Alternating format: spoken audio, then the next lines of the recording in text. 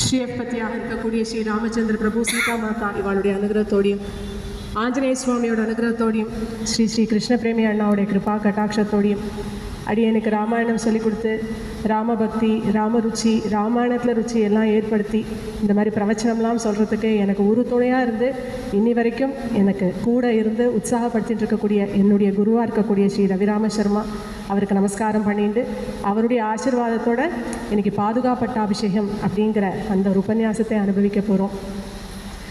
ராமாயணத்தில் வரக்கூடிய முதல் பட்டாபிஷேகம் பாதுகா பட்டாபிஷேகம் தான். இன்னையோட உபன்யாசம் ரொம்பவே விசேஷமான உபன்யாசம்.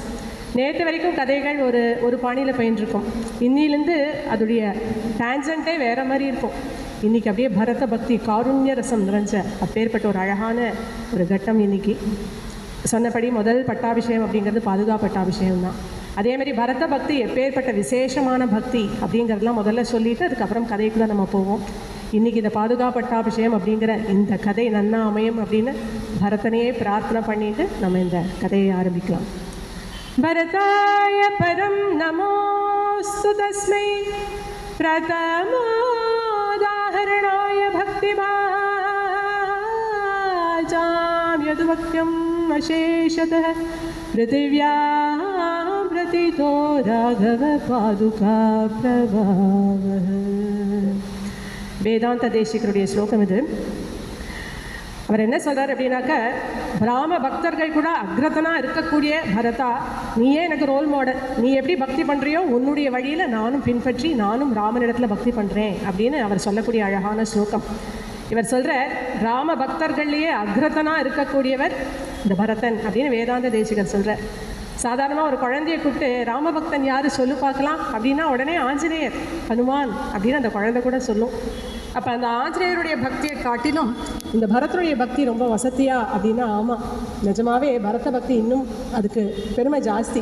என்ன காரணம் அப்படின்னா, ஆஞ்சநேயர் ராமரை பார்த்த அன்னிலேருந்து இன்னி வரைக்கும் ராமர் பக்கத்துலேயே இருந்துட்டு அவர் பாதங்களை லாலனை பண்ணக்கூடிய பெரிய பாக்கியம் ஆஞ்சநேயருக்கு கிடச்சிது. ஆனால் அவருக்கு அதனால ராம விரகம் அப்படின்னா என்னன்னே ஆஞ்சநேயருக்கு தெரியாது, கூடவே இருக்கக்கூடிய பாக்கியம். ஆனால் ராம விரகமே ஒரு ரூபம் எடுத்துண்டு ஒரு நாள் 2 நாள் இல்லை 14 வருஷங்கள் அந்த ராமண்ணாவுக்காக ஏங்கி ஏங்கி அப்படி ஒரு பக்தி பண்ணினார் அப்படின்னா அது பரத பக்தி தான். அதே போல் நம்ம நிறையா ராம பக்தர்கள் ராமதாசர்கள் எல்லாம் கேள்விப்பட்டிருக்கோம். ராம பாதுகாதாசன் யார் அப்படின்னா அது பரதன் தான். இதுவும் பரதனுக்கே உண்டான ஒரு தனிப்பட்ட விசேஷம். பாதுகாதாசன் அப்படிங்கிறது முதல்ல பரதன் தான் நமக்கு ஞாபகம் வரும். அதே போல் இந்த இக்ஷ்வாக்கு வம்சத்தில் யார் யார் ஆட்சி பண்ணிட்டு வந்தா அப்படின்னு அந்த லீனியேஜெல்லாம் சொல்லிட்டு வரும்பொழுது இக்ஷ்வாக்கில் ஆரம்பித்து அப்புறம் அஜமஹாராஜா, அதுக்கப்புறம் தசரதர், அதுக்கப்புறம் ராமனுடைய பாதுகைகள், அதுக்கப்புறம் ராமன் அப்படின்னு சொல்கிற அளவுக்கு அந்த பாதுகைகளை சிம்மாசனத்தில் உட்காந்து வச்சு அதுக்கு பட்டாபிஷேகமே பண்ணி அந்த பாதுகைகளுக்கு அப்படி ஒரு பெருமையை கொடுக்குறார் பரதன். அவர் தான் 14 வருஷம் ஆட்சி பண்ணுறார். ராமர் விட்டுட்டு கொடுத்தப்ப ராஜ்யம் எப்படி இருந்ததோ அதை காட்டிலும் 10 மடங்கு தனதானியமெல்லாம் விருத்தியாகி அவ்வளோ நன்னா ஆட்சி பண்ணிட்டு வரார். ஆனால் அதை திருப்பி கொடுக்கும்பொழுது சொல்கிறார், இதெல்லாம் என்னுடைய முயற்சி, இதில் எதுவுமே கிடையாது, இதெல்லாம் இந்த பாதுகையினுடைய பிரபாவம் அப்படின்னு அப்படி ஒரு வினயமே உருவானவர் பரதன். ரொம்ப கோமளமான மனசுடையவர் பரதன். மேலும் மகாராஷ்டிராலெலாம் பார்த்தீங்கன்னா வார்க்கரி பஜனை அப்படிங்கிறது ரொம்ப பிரசித்தி. ஆற்றுலேருந்து பண்டிதநாதரை பார்க்க போகும்பொழுதே விட்டல விட்டல விட்டல விட்டல பாண்டுரங்கா விட்டல விட்டல பாண்டுரங்கா விட்டல விட்டல அப்படின்னு ஆற்றுலேருந்து போகிறச்சே எல்லாரும் பாடிட்டு போவாளாம். அந்த வார்க்கரி பஜனையை முதல்ல ஆரம்பித்தது துக்காராம் சுவாமிகள் அப்படின்னு சொல்கிறது உண்டு. அந்த துக்காராம் சுவாமிகளுக்கும் முன்னோடியாக இருந்தவர் யார் அப்படின்னா பரதன் தான். ஏன் அப்படின்னா ராமனை தேடி இவள் எல்லாரும் இன்றைக்கி போக போகிறா, இந்த ராமனை போய் காட்டில் பார்க்க போகிறா. அப்போ இங்கேருந்து அயோத்தியிலேருந்து கிளம்பி ராமனை சித்திரக்கூடத்தில் பார்க்க போகிற வரைக்கும் ஸ்ரீராம ஜெய ராம ஜெய ஜெய ராமா, ஸ்ரீராம ஜெய ராம ஜெய ஜெய ராமா. அதுபோல் ராமநாமத்தை சொல்லிண்டே எல்லார் மனசுலேயும் ஒரே ராமன், எல்லார் வாக்குலேயும் ராமன், எல்லாருடைய ஹிருதயத்தையும் ராமன் அப்படின்னு பரதனை முன்னாடி லீட் பண்ணின்னு போக அத்தனை ஜனங்களும் இப்படி ராமனையே நினச்சிட்டு பாடிட்டு போனா அப்படின்னா அந்த வார்க்கரி பஜனையை ஆரம்பித்ததும் பரதன் தான். அயோத்தியா காண்டத்துடைய 2வது பாகமே பரதன் தான் நாயகன். மொத்தம் 119 சர்க்கங்கள் இருக்குது. அதில் 71வது சர்க்கம் தொடங்கி 115வது சர்க்கம் வரைக்கும் கிட்டத்தட்ட 45 சர்க்கங்கள் பரதனுடைய பெருமை தான். முதல் ஸ்லோகமே அயோத்தியா காண்டத்தில் பார்த்தா கச்சதா மாதுல குலம் பரதேன மகாத்மனா. முதல் ஸ்லோகத்திலேயே பரதன் மகாத்மா அப்படின்னு தான் ஆரம்பிக்கிறேன். அதிலேயே கோடி காட்டிடுறார், அயோத்தியா காண்டத்தில் நாயகனே பரதன் தான் அப்படின்னு. அதுபோல் பரதன்னு சொன்னால் சத்ருகனும் சேர்த்தி தான். சத்ருகன்னு தனியாக வால்மீகி ஜாஸ்தி சொல்லணும்னு அவசியம் இல்லை. ராமன் லக்ஷ்மணன் கூட தனித்தனியாக சொல்லணும். பரதன்னு சொல்லியாச்சுன்னா அந்த சத்ருக்னனும் சேர்த்தி. அதுபோல் ராமலக்ஷ்மணாளுடைய அந்யோன்யத்தை காட்டிலும் பரத சத்ருக்னாளுடைய அந்யோன்யம் இன்னும் ஜாஸ்தி.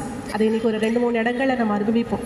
இப்பேற்பட்ட பெருமை வாய்ந்த இந்த பரத பக்தி எப்பேற்பட்டது அப்படிங்கிறத இன்னையோட கதையில் நம்ம பார்க்கலாம்.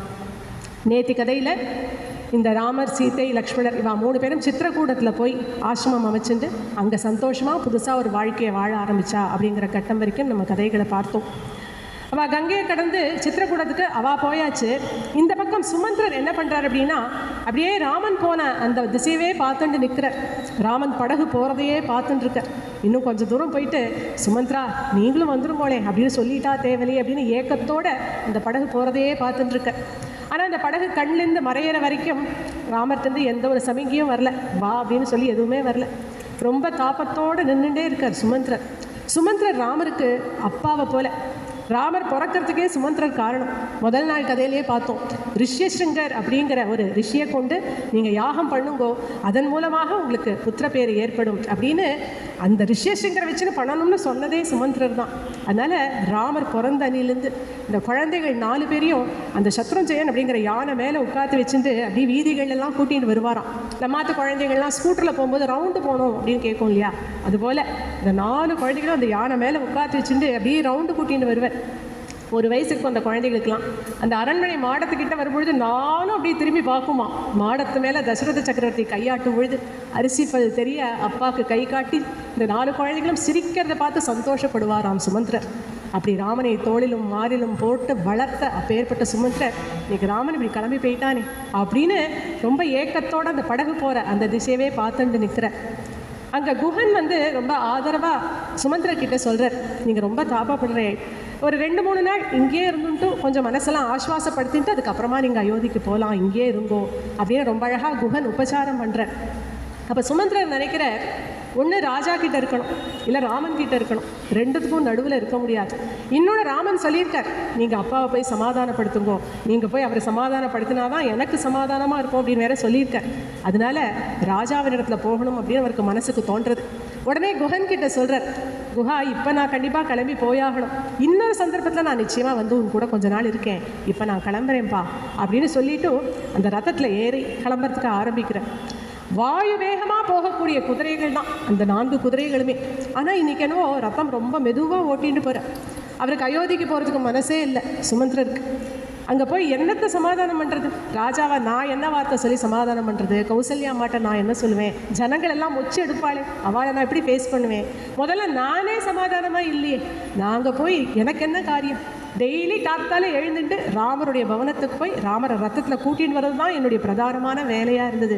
நானே இனிமேல் என்ன செய்ய போகிறேன்னு தெரியலையே அப்படின்னு பலவிதமான கவலைகளோட ரொம்ப மெதுவாக அந்த ரதத்தை ஓட்டின்னு போகிறார். இப்படியே அந்த ரதமானது அயோத்திக்கு போயிடுறது. போகும்பொழுது ராத்திரி வேலையாக இருக்குது. அப்போ கூட ஒரு சமாதானம் சுமந்திரருக்கு, அப்பாடா நல்ல வேலை ராத்திரி வேலையாக போயிடுது, அதனால் ஜனங்கள் எல்லாரும் தூங்கிட்டு இருப்பா, அவளுக்கு தெரியாமல் நம்ம பாட்டுக்கு நேராக ராஜாவினுடைய பவனத்துக்கு போய் அவரை சமாதானப்படுத்திடலாம் அப்படின்னு நினச்சிட்டு அந்த ரத்தமானது அயோத்திக்குள்ளே நுழையிறது. பார்த்தா யாருமே தூங்கலையாம். அத்தனை ஜனங்களும் அப்படியே கொட்ட கொட்ட கொட்ட முழிச்சுட்டு இருக்கா. சுமந்திரரோட தேர் அங்கிருந்து வந்தோடனே எல்லாரும் கூச்சல் போடுறா, அதோ வந்தாச்சு, அதோ சுமந்திரரோட தேர் வந்துடுத்தோ, சுமந்திரர் வந்துட்டார் அப்படின்னு அத்தனை பேரும் கத்திண்டு சுமந்திரர் அப்படியே சூழ்ந்துட்டான். ஒரு பலாச்சொலைய ஈக்கள் எப்படி மொய்க்குமோ அது போல் சுமந்திரர் எல்லா ஜனங்களும் சுத்தின்ட்டு எட்டி எட்டி பார்க்குறா அந்த ரத்தத்துக்குள்ளே ராமன் இருந்திருக்காரா, ராமன் இவர் திருப்பி கூட்டின்னு வந்துட்டா தேவலையே அப்படின்னு எட்டி எட்டி பார்க்குறா. அது ராமன் இல்லை. சுமந்திரம் அபியாந்தம் தம் शतशोत्तसहस्रशः वराम इति पृच्छन्तः सूतम् अभ्यद्रवन्नराः. எல்லா ஜனங்களும் கேட்குறா, சுமந்திரரே நிஜமாவே ராமரை காட்டில் விட்டுட்டு வந்துட்டேளா? நீங்கள் ஏதாவது சமாதானம் சொல்லி நீங்கள் திரும்பி கூட்டின்னு வந்துடுவேள் அப்படின்னு நினச்சிட்டு இருந்தோமே, நிஜமாவே விட்டு விட்டேளா? ராமனை கூட்டின்னு வர முடியலையா உங்களால்? எங்கே விட்டேன் ராமன், எங்கே விட்டேன் அப்படின்னு அத்தனை பேரும் கேட்குறா. யாராவது ஒருத்தர் 2 பேர் கேள்வி கேட்டால் பதில் சொல்லலாம், இத்தனை பேர் கேள்வி கேட்கும்போது என்ன பதில் சொல்லணும் அப்படின்னு தெரியல. அப்படியே கண்களில் கண்ணீர் பெருகிறது சுமந்திரருக்கு. அப்போ அந்த ஜனங்கள் எல்லாம் பேசிக்கிறாளாம், நம்ம கேட்குற கேள்விக்கே அந்த சுமந்திரரால் சமாதானம் சொல்ல முடியலையே, கௌசல்யா அம்மாவை போய் இவர் என்னத்தை சமாதானப்படுத்த போகிறார் அப்படின்னு ஜனங்கள் எல்லாம் பேசிக்கும் பொழுது சுமந்திரர் நினச்சிக்கிறார், ஏன் கௌசல்யா அம்மாவை போய் பார்த்தாதானா, அயோத்தியே அப்படி மாற்று வாத்சல்யத்தில் கௌசல்யே விஸ்வரூபம் எடுத்துன்னு வந்து என் முன்னாடி நிற்கிறது போல இருக்கே, எனக்கே சமாதானம் இல்லையே அப்படின்னு ஹோன்னு அழ ஆரம்பிக்கிறார். உத்தரியத்தினால தன்னுடைய முகத்தை மூடிண்டு அந்த தேர் தட்டிலே உட்காந்துன்னு சுமந்திரர் பாட்டுக்கு அழறது. அந்த குதிரைகள் அவருடைய பாவம் தெரிஞ்சு குதிரைகளாகவே அந்த ரதத்தை செலுந்துட்டு ராஜபவனத்துக்கு முன்னாடி போய் நிற்கிறது. அந்த ராஜபவனம் 7 கட்டுகள், ராமனுடைய பவனமே 7 கட்டுகள் அப்படின்னு பார்த்துருப்போம் 2-3 நாள் முன்னாடி நடந்த கதையில். இது இன்னும் ராஜா சக்கரவர்த்தியோட அரண்மனை, எவ்வளவு கட்டுகள் இருக்கும். அங்கே இருக்கக்கூடிய ஸ்திரீகள், தசரதருடைய பத்னிகள் தவிர இருக்கக்கூடிய ஸ்திரீகள் அத்தனை பேரும் கண்களில் கண்ணீரை பெருக்கிண்டு அப்படியே நின்றுட்டு இருக்காங்க.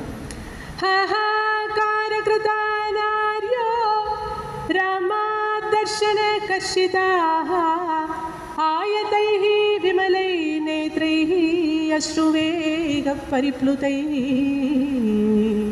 அத்தனை ஸ்ரீகளும் ராமனை பார்க்காததுனால இழைச்சே போயிட்டாளாம். 6 நாள் ஆச்சு ராமனை பார்த்து, சாப்பிடலை, ஒரே துக்கம், ஒரே கண்களில் கண்ணீரை பெருக்கி பெருக்கி.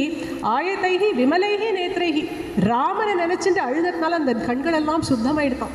அப்பேற்பட்ட அந்த கண்ணீரை பெருக்கிட்டு இருக்கக்கூடிய அந்த ஸ்ரீகள் எல்லாம் தாண்டி அந்த ரதமானது போகிறது. ராஜபவனத்துக்கு வந்தாச்சு, ராஜா இருக்கக்கூடிய இடத்துக்கும் வந்தாச்சு. கௌசல்யையும் தசரதரும் மட்டும் அங்கே இருந்துட்டுருக்கார். இப்போ சுமந்திரர் வந்தது கூட கவனிக்கல தசரதர். ஏதோ மோட்டு வேலையை பார்த்துட்டு, ராமா குழந்தை நீ எங்கடா இருக்க, ராமா நீ எப்படா வருவேன், நான் உன்னை எப்படா பார்ப்பேன் அப்படின்னு ராமா ராமான்னு என்னத்தையோ ராமஸ்மரணையிலே தசரதர் இருந்துட்டுருக்க. கௌசல்யா அம்மா தான் அவரை தட்டி இந்த நிலைக்கு கொண்டு வரா. இயம் தஸ்ய மகாபாக தூதம் துஷ்கரகாரிணः வனவாசாத் அனுப்ராப்ய கஸ்மான பிரதிபாஷசே. இந்த பாருங்க, சுமந்திரர் வந்திருக்க, அவர் ராமன் லக்ஷ்மணன் சீத்தையெல்லாம் காட்டில் விட்டுட்டு வந்திருக்க, என்னன்னு கேளுங்க அப்படின்னு கௌசல்யா அம்மா தட்டி இழுப்பினதுக்கு அப்புறம் தான் அந்த நிலைமைக்கே வர. சுமந்திரரை பார்த்தோன்னே இன்னும் கண்களில் கண்ணீர் பெருகிறது. சுமந்திரா, நிஜமாவே ராமரை காட்டில் கொண்டு போய் விட்டுட்டியாப்பா, என் குழந்தைய நான் இனிமே எப்பப்பா பார்ப்பேன், என்ன பண்ணுறான் என் குழந்தை? ஆசிதம் ஷயிதம் புக்தம் சுத ராமஸ்ய கீர்த்தய ஜீவிஷ்யாமி அஹமேதேன யயா திரிவ சாதுஷு. என் பிள்ளை ராமன் என்ன பண்ணுறான், எங்கே சாப்பிட்றான், எங்கே வசிக்கிறான், எங்கே படுத்துட்டு இருக்கான், அந்த குழந்தை என்னப்பா பண்ணுறான், ராமனை பற்றியே சொல்லு, ராம கதைகளை சொல்லிகிட்டே இரு.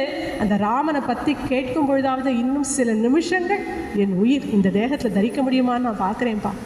கிம் உவாச்ச வச்சோ ராமஹ கிம் உவாச்ச ச லக்ஷ்மணஹ சுமந்த்ராவனம் ஆசாத்ய கிம் உவாச்ச ச மைதிலி.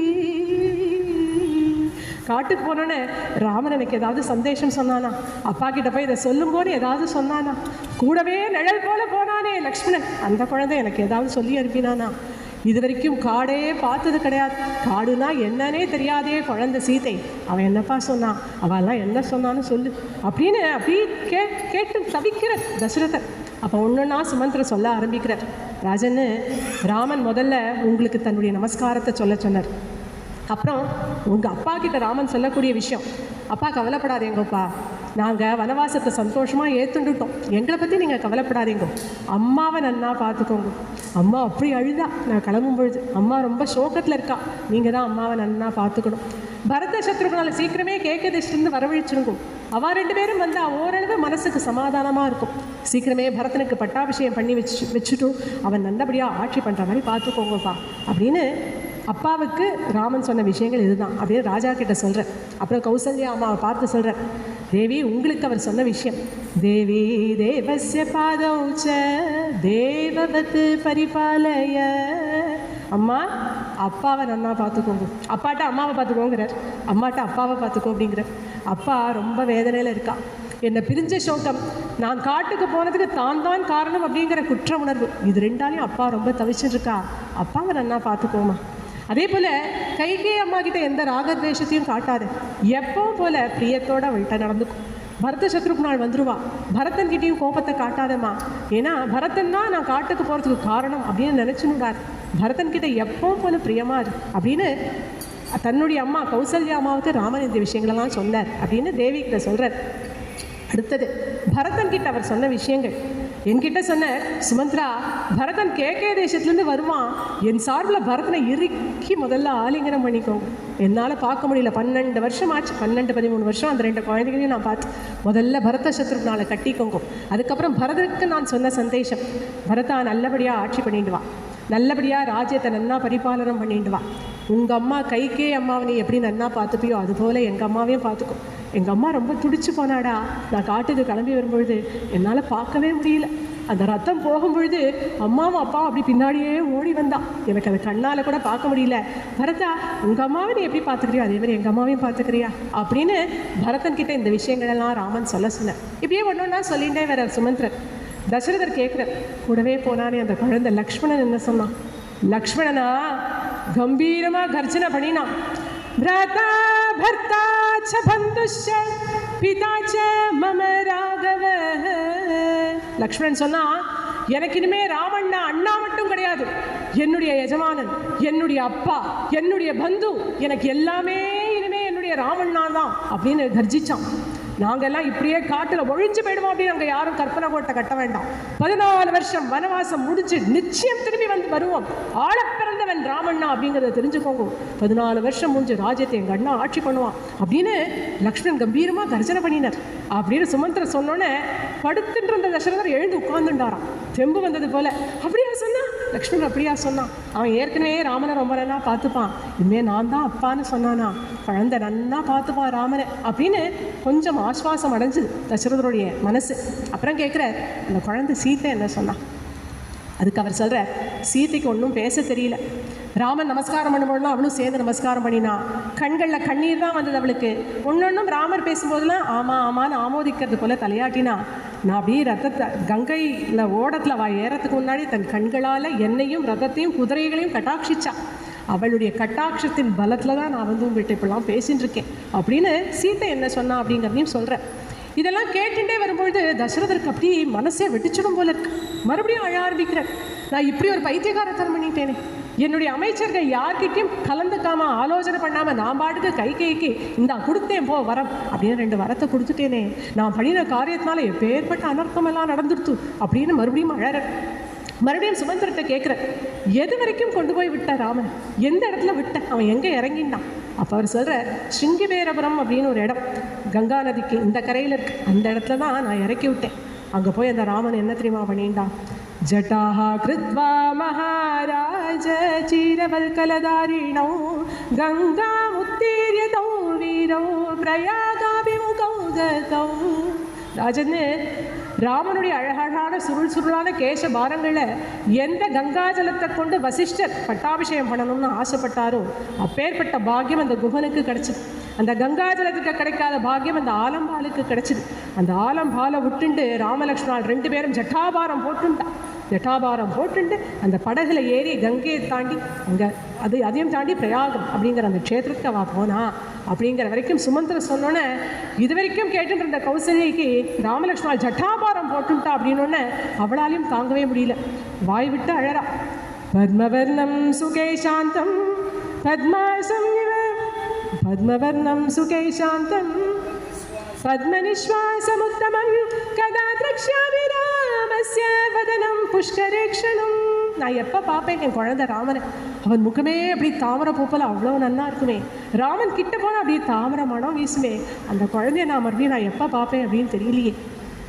நான் பெரேணாஹ்ருதம் பக்ஷ்யம் வியாக்ரஹ காதிதமிச்சசி ஏவமேவ நரவ்யாக்ரஹ பரலீடம் நமம்ஸ்யதே. காட்டில் வாழக்கூடிய ஒரு புலியானது இன்னொரு மிருகம் அடித்து போட்ட ஒரு மாம்சத்தை அடித்து சாப்பிடாது, அது மானி. தானே அடித்து சாப்பிட்ட மிருகத்தை தான் சாப்பிட்டோம். அதுபோல் என் புள்ள ராமன் சிறந்த மானியவன். இந்த பரதன் 14 வருஷம் இந்த ராஜ்யத்தை ஆட்சி பண்ணிட்டு வந்துட்டு ராமனிடத்தில் திருப்பி கொடுக்கும் பொழுது அந்த ராஜ்யத்தை என் புள்ள ஏற்றுப்பானா மாட்டானான்னு கூட எனக்கு தெரியலையே. கதிரே காபதே நாரியா த்விதீயா கதிராத்மஜः த்ரிதீயா தயோ ராஜன் சதுர்த்தி நேஹ வித்யதே. ஒரு பொண்ணுக்கு முதல் கதி அவளுடைய ஆத்துக்காரர், 2வது கதி அவள் பெற்ற பிள்ளைகள், 3வது கதி அவளுடைய பந்துக்கள், 4வது கதி அப்படின்னு ஒரு கல்யாணம் ஒரு ஸ்ரீக்கு கிடையவே கிடையாது எனக்கு தெரிஞ்சு. கௌசல்யை ராஜாவை பார்த்து சொல்கிறா, என் கணவரான நீங்களும் என்னை கைவிட்டு என் புள்ள ராமனும் என்னை அம்போன்னு இங்கே விட்டுட்டு அவன் பாட்டுக்கு காட்டுக்கு போயிட்டான். எனக்கு சொந்தமாக ஞாத்தியாக இருக்கக்கூடிய கைகேயினால தான் இத்தனை அனர்த்தமும் நடந்தது. என் கதி இப்படி அதோ கதி ஆயிடுத்தே, கடைசியில் என்னுடைய நிலைமை இப்படி ஆயிடுத்தே அப்படின்னு கௌசல்யாமா அழறா. ஆமாம் குழந்தை லக்ஷ்மணா, சீதே, உங்களுக்கு இப்படி ஒரு கஷ்டம் வந்ததே, போய் ஒரு வாரம் தான் ஆச்சு.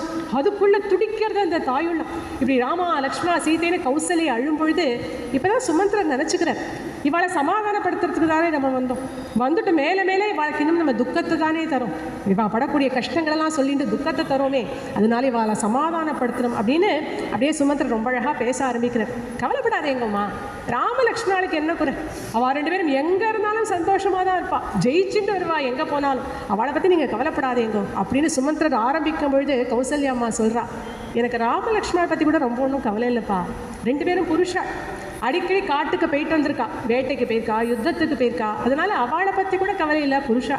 நான் நம்மளை நம்பி ஒரு குழந்தை வந்ததே இந்த ஆத்துக்கு, இந்த சீதை மனசளவுலையும் குழந்தை, கோமளமான சித்தமுடையவள், அவளுடைய சரீரமே கோமளமாக இருக்குமே, அந்த குழந்தை அந்த காட்டில் போய் என்ன கஷ்டப்படுறான்னு தெரியலையே, என் குழந்தை இல்லையா அந்த சீதை, அவள் படுற கஷ்டத்தை நினச்சி கூட பார்க்க முடியல அப்படின்னு சொல்லும் பொழுது சீதை அந்த வனவாசத்தை எப்படி ஏற்றுண்டா அப்படின்னு சுமந்திரன் ரொம்ப அழகாக சொல்கிறார். சதிருஷம் சதபத்ரஸ்ய பூர்ணச்சந்திரோபம் அப்ரவம் வதனம் தத் வதான்யாயா. அப்பேற்பட்ட அந்த சீத்தையோட முகம் அப்படி 1000 இதழ்கள் கொண்ட தாமரை பூ போல அவ்வளோ அழகாக இருக்குமா, பூர்ணச்சந்திரனை போல பிரகாசிக்கிறது. அந்த சீதை எதுக்கும் கவலைப்படவே இல்லை, அப்படியே ராமனிடத்தில் தன்னை அர்ப்பணம் பண்ணிட்டான், எதுக்கும் கவலைப்படுறது கிடையாது. அவளுடைய கால்களில் இருக்கக்கூடிய அழகான அந்த சிவந்த நிறம், அலக்தரசரக்தாபோ அலக்தரசவர்ஜிதோ அத்யாபி சரணோ தஸ்யாக பத்மகோஷ சமப்பிரபோ. காலில் அந்த ஹல்கா இட்டுக்கலைனாலும் மருதாணி இட்டுக்கலைனாலும் அப்படியே சக்கச்சவேன்னு இருக்கு. அவளுடைய பாதத்தில் இருக்கக்கூடிய அந்த குட்டி குட்டி விரல்கள் எல்லாம் மல்லிகை மொக்கு மாதிரி அவ்வளோ அழகாக இருக்கு. இப்போ கூட காலில் நூப்புரமெல்லாம் போட்டுக்கல, வளையல் கூட 1-2 தான் போட்டுக்கிறா, காதலியும் கர்ணிக்கார புஷ்பத்தை தான் தோடா போட்டுருக்கா. ஏன் அப்படின்னா தன்னுடைய ஆத்துக்காரர் எந்த பூஷணமும் தரிசிக்கலையே, எனக்கும் வேண்டாம் அப்படின்னு அப்பேற்பட்ட பிரேமையோடு இருக்கா. உங்கள் பிள்ளைய அவன் நன்னா பார்த்துக்கிறா அப்படிங்கிறத அழகாக சொல்கிறார். கஜம் வா வீக்ஷ சிம்ஹம் வா வியாக்ரம் வா வரமாசுதா நாஹாரயதி சந்திராசம் பாஹூ ராமஸ்ய சம்ஸ்ருதா. காட்டில் ஏதாவது யானையவோ புலியவோ இல்லை சிங்கத்தையோ பார்த்தா சீதை பயப்படுறதே கிடையாது. என்ன பண்ணுறா அப்படின்னா ராமருடைய தோளை கட்டிட்டு அங்கே பின்னாடி நின்றுட்டு அவள் காட்டுறா, அங்கே பார்த்தீங்களா ஒரு சிங்கம் வருது, பார்த்தீங்களா அங்கே ஒரு புலி வருது, பார்த்தீங்களா அப்படின்னு தைரியமாக ரொம்ப அழகாக பேசுகிறான். ஆனால் நீங்கள் சீத்தை பற்றி கவலைப்படாதீங்க, சீதை பற்றியும் கவலைப்பட வேண்டாம், ராமலக்ஷ்மணனை பற்றியும் கவலைப்பட வேண்டாம், உங்களை பற்றியும் கவலைப்பட வேண்டாம், ராஜாவை பற்றியும் கவலைப்பட வேண்டாம். எப்படியும் 14 வருஷம் கழிச்சு தான் அவள் வருவா அப்படிங்கிறது ஊர்ஜிதமாயிடுச்சு. அதனால் கவலைப்பட்டு என்ன பிரயோஜனம், தைரியமாக இருக்கும். இன்னொரு முக்கியமான விஷயம் நான் சொல்கிறேன், இதம் ஹி சரிதம் லோகே பிரதிஷ்டாஸ்யதி சாஸ்வதம். இப்படி ராமர் இந்த காட்டுக்கு போன ராமனுடைய வனவாசம் அப்படிங்கிறது ஒரு பெரிய சாஸ்வதமான கீர்த்தியை ஏற்படுத்த போகிறது அப்படின்னு தான் எனக்கு தோன்றும். நான் அனுபவத்தில் பெரியவர், நான் வயசுலேயே மூத்தவன். சுமந்திரருக்கு வயசு 2 யுகம். அவர் சொல்கிறார், நான் வயசில் பெரியவோ, ஆனால் நான் சொல்கிறத கேளுங்கோ, கவலைப்படாதீங்க, நிச்சயமாக இந்த ராமனுடைய வனவாசம் பெரிய கீர்த்தியை நன்றாக பேசப்படக்கூடிய ஒரு விஷயமா இருக்க போகிறது அப்படின்னு சொல்லிட்டு சுமந்திரர் பாட்டுக்கு அங்கேருந்து கிளம்பி அவருடைய ஆற்றுக்கு போயிட்டார்.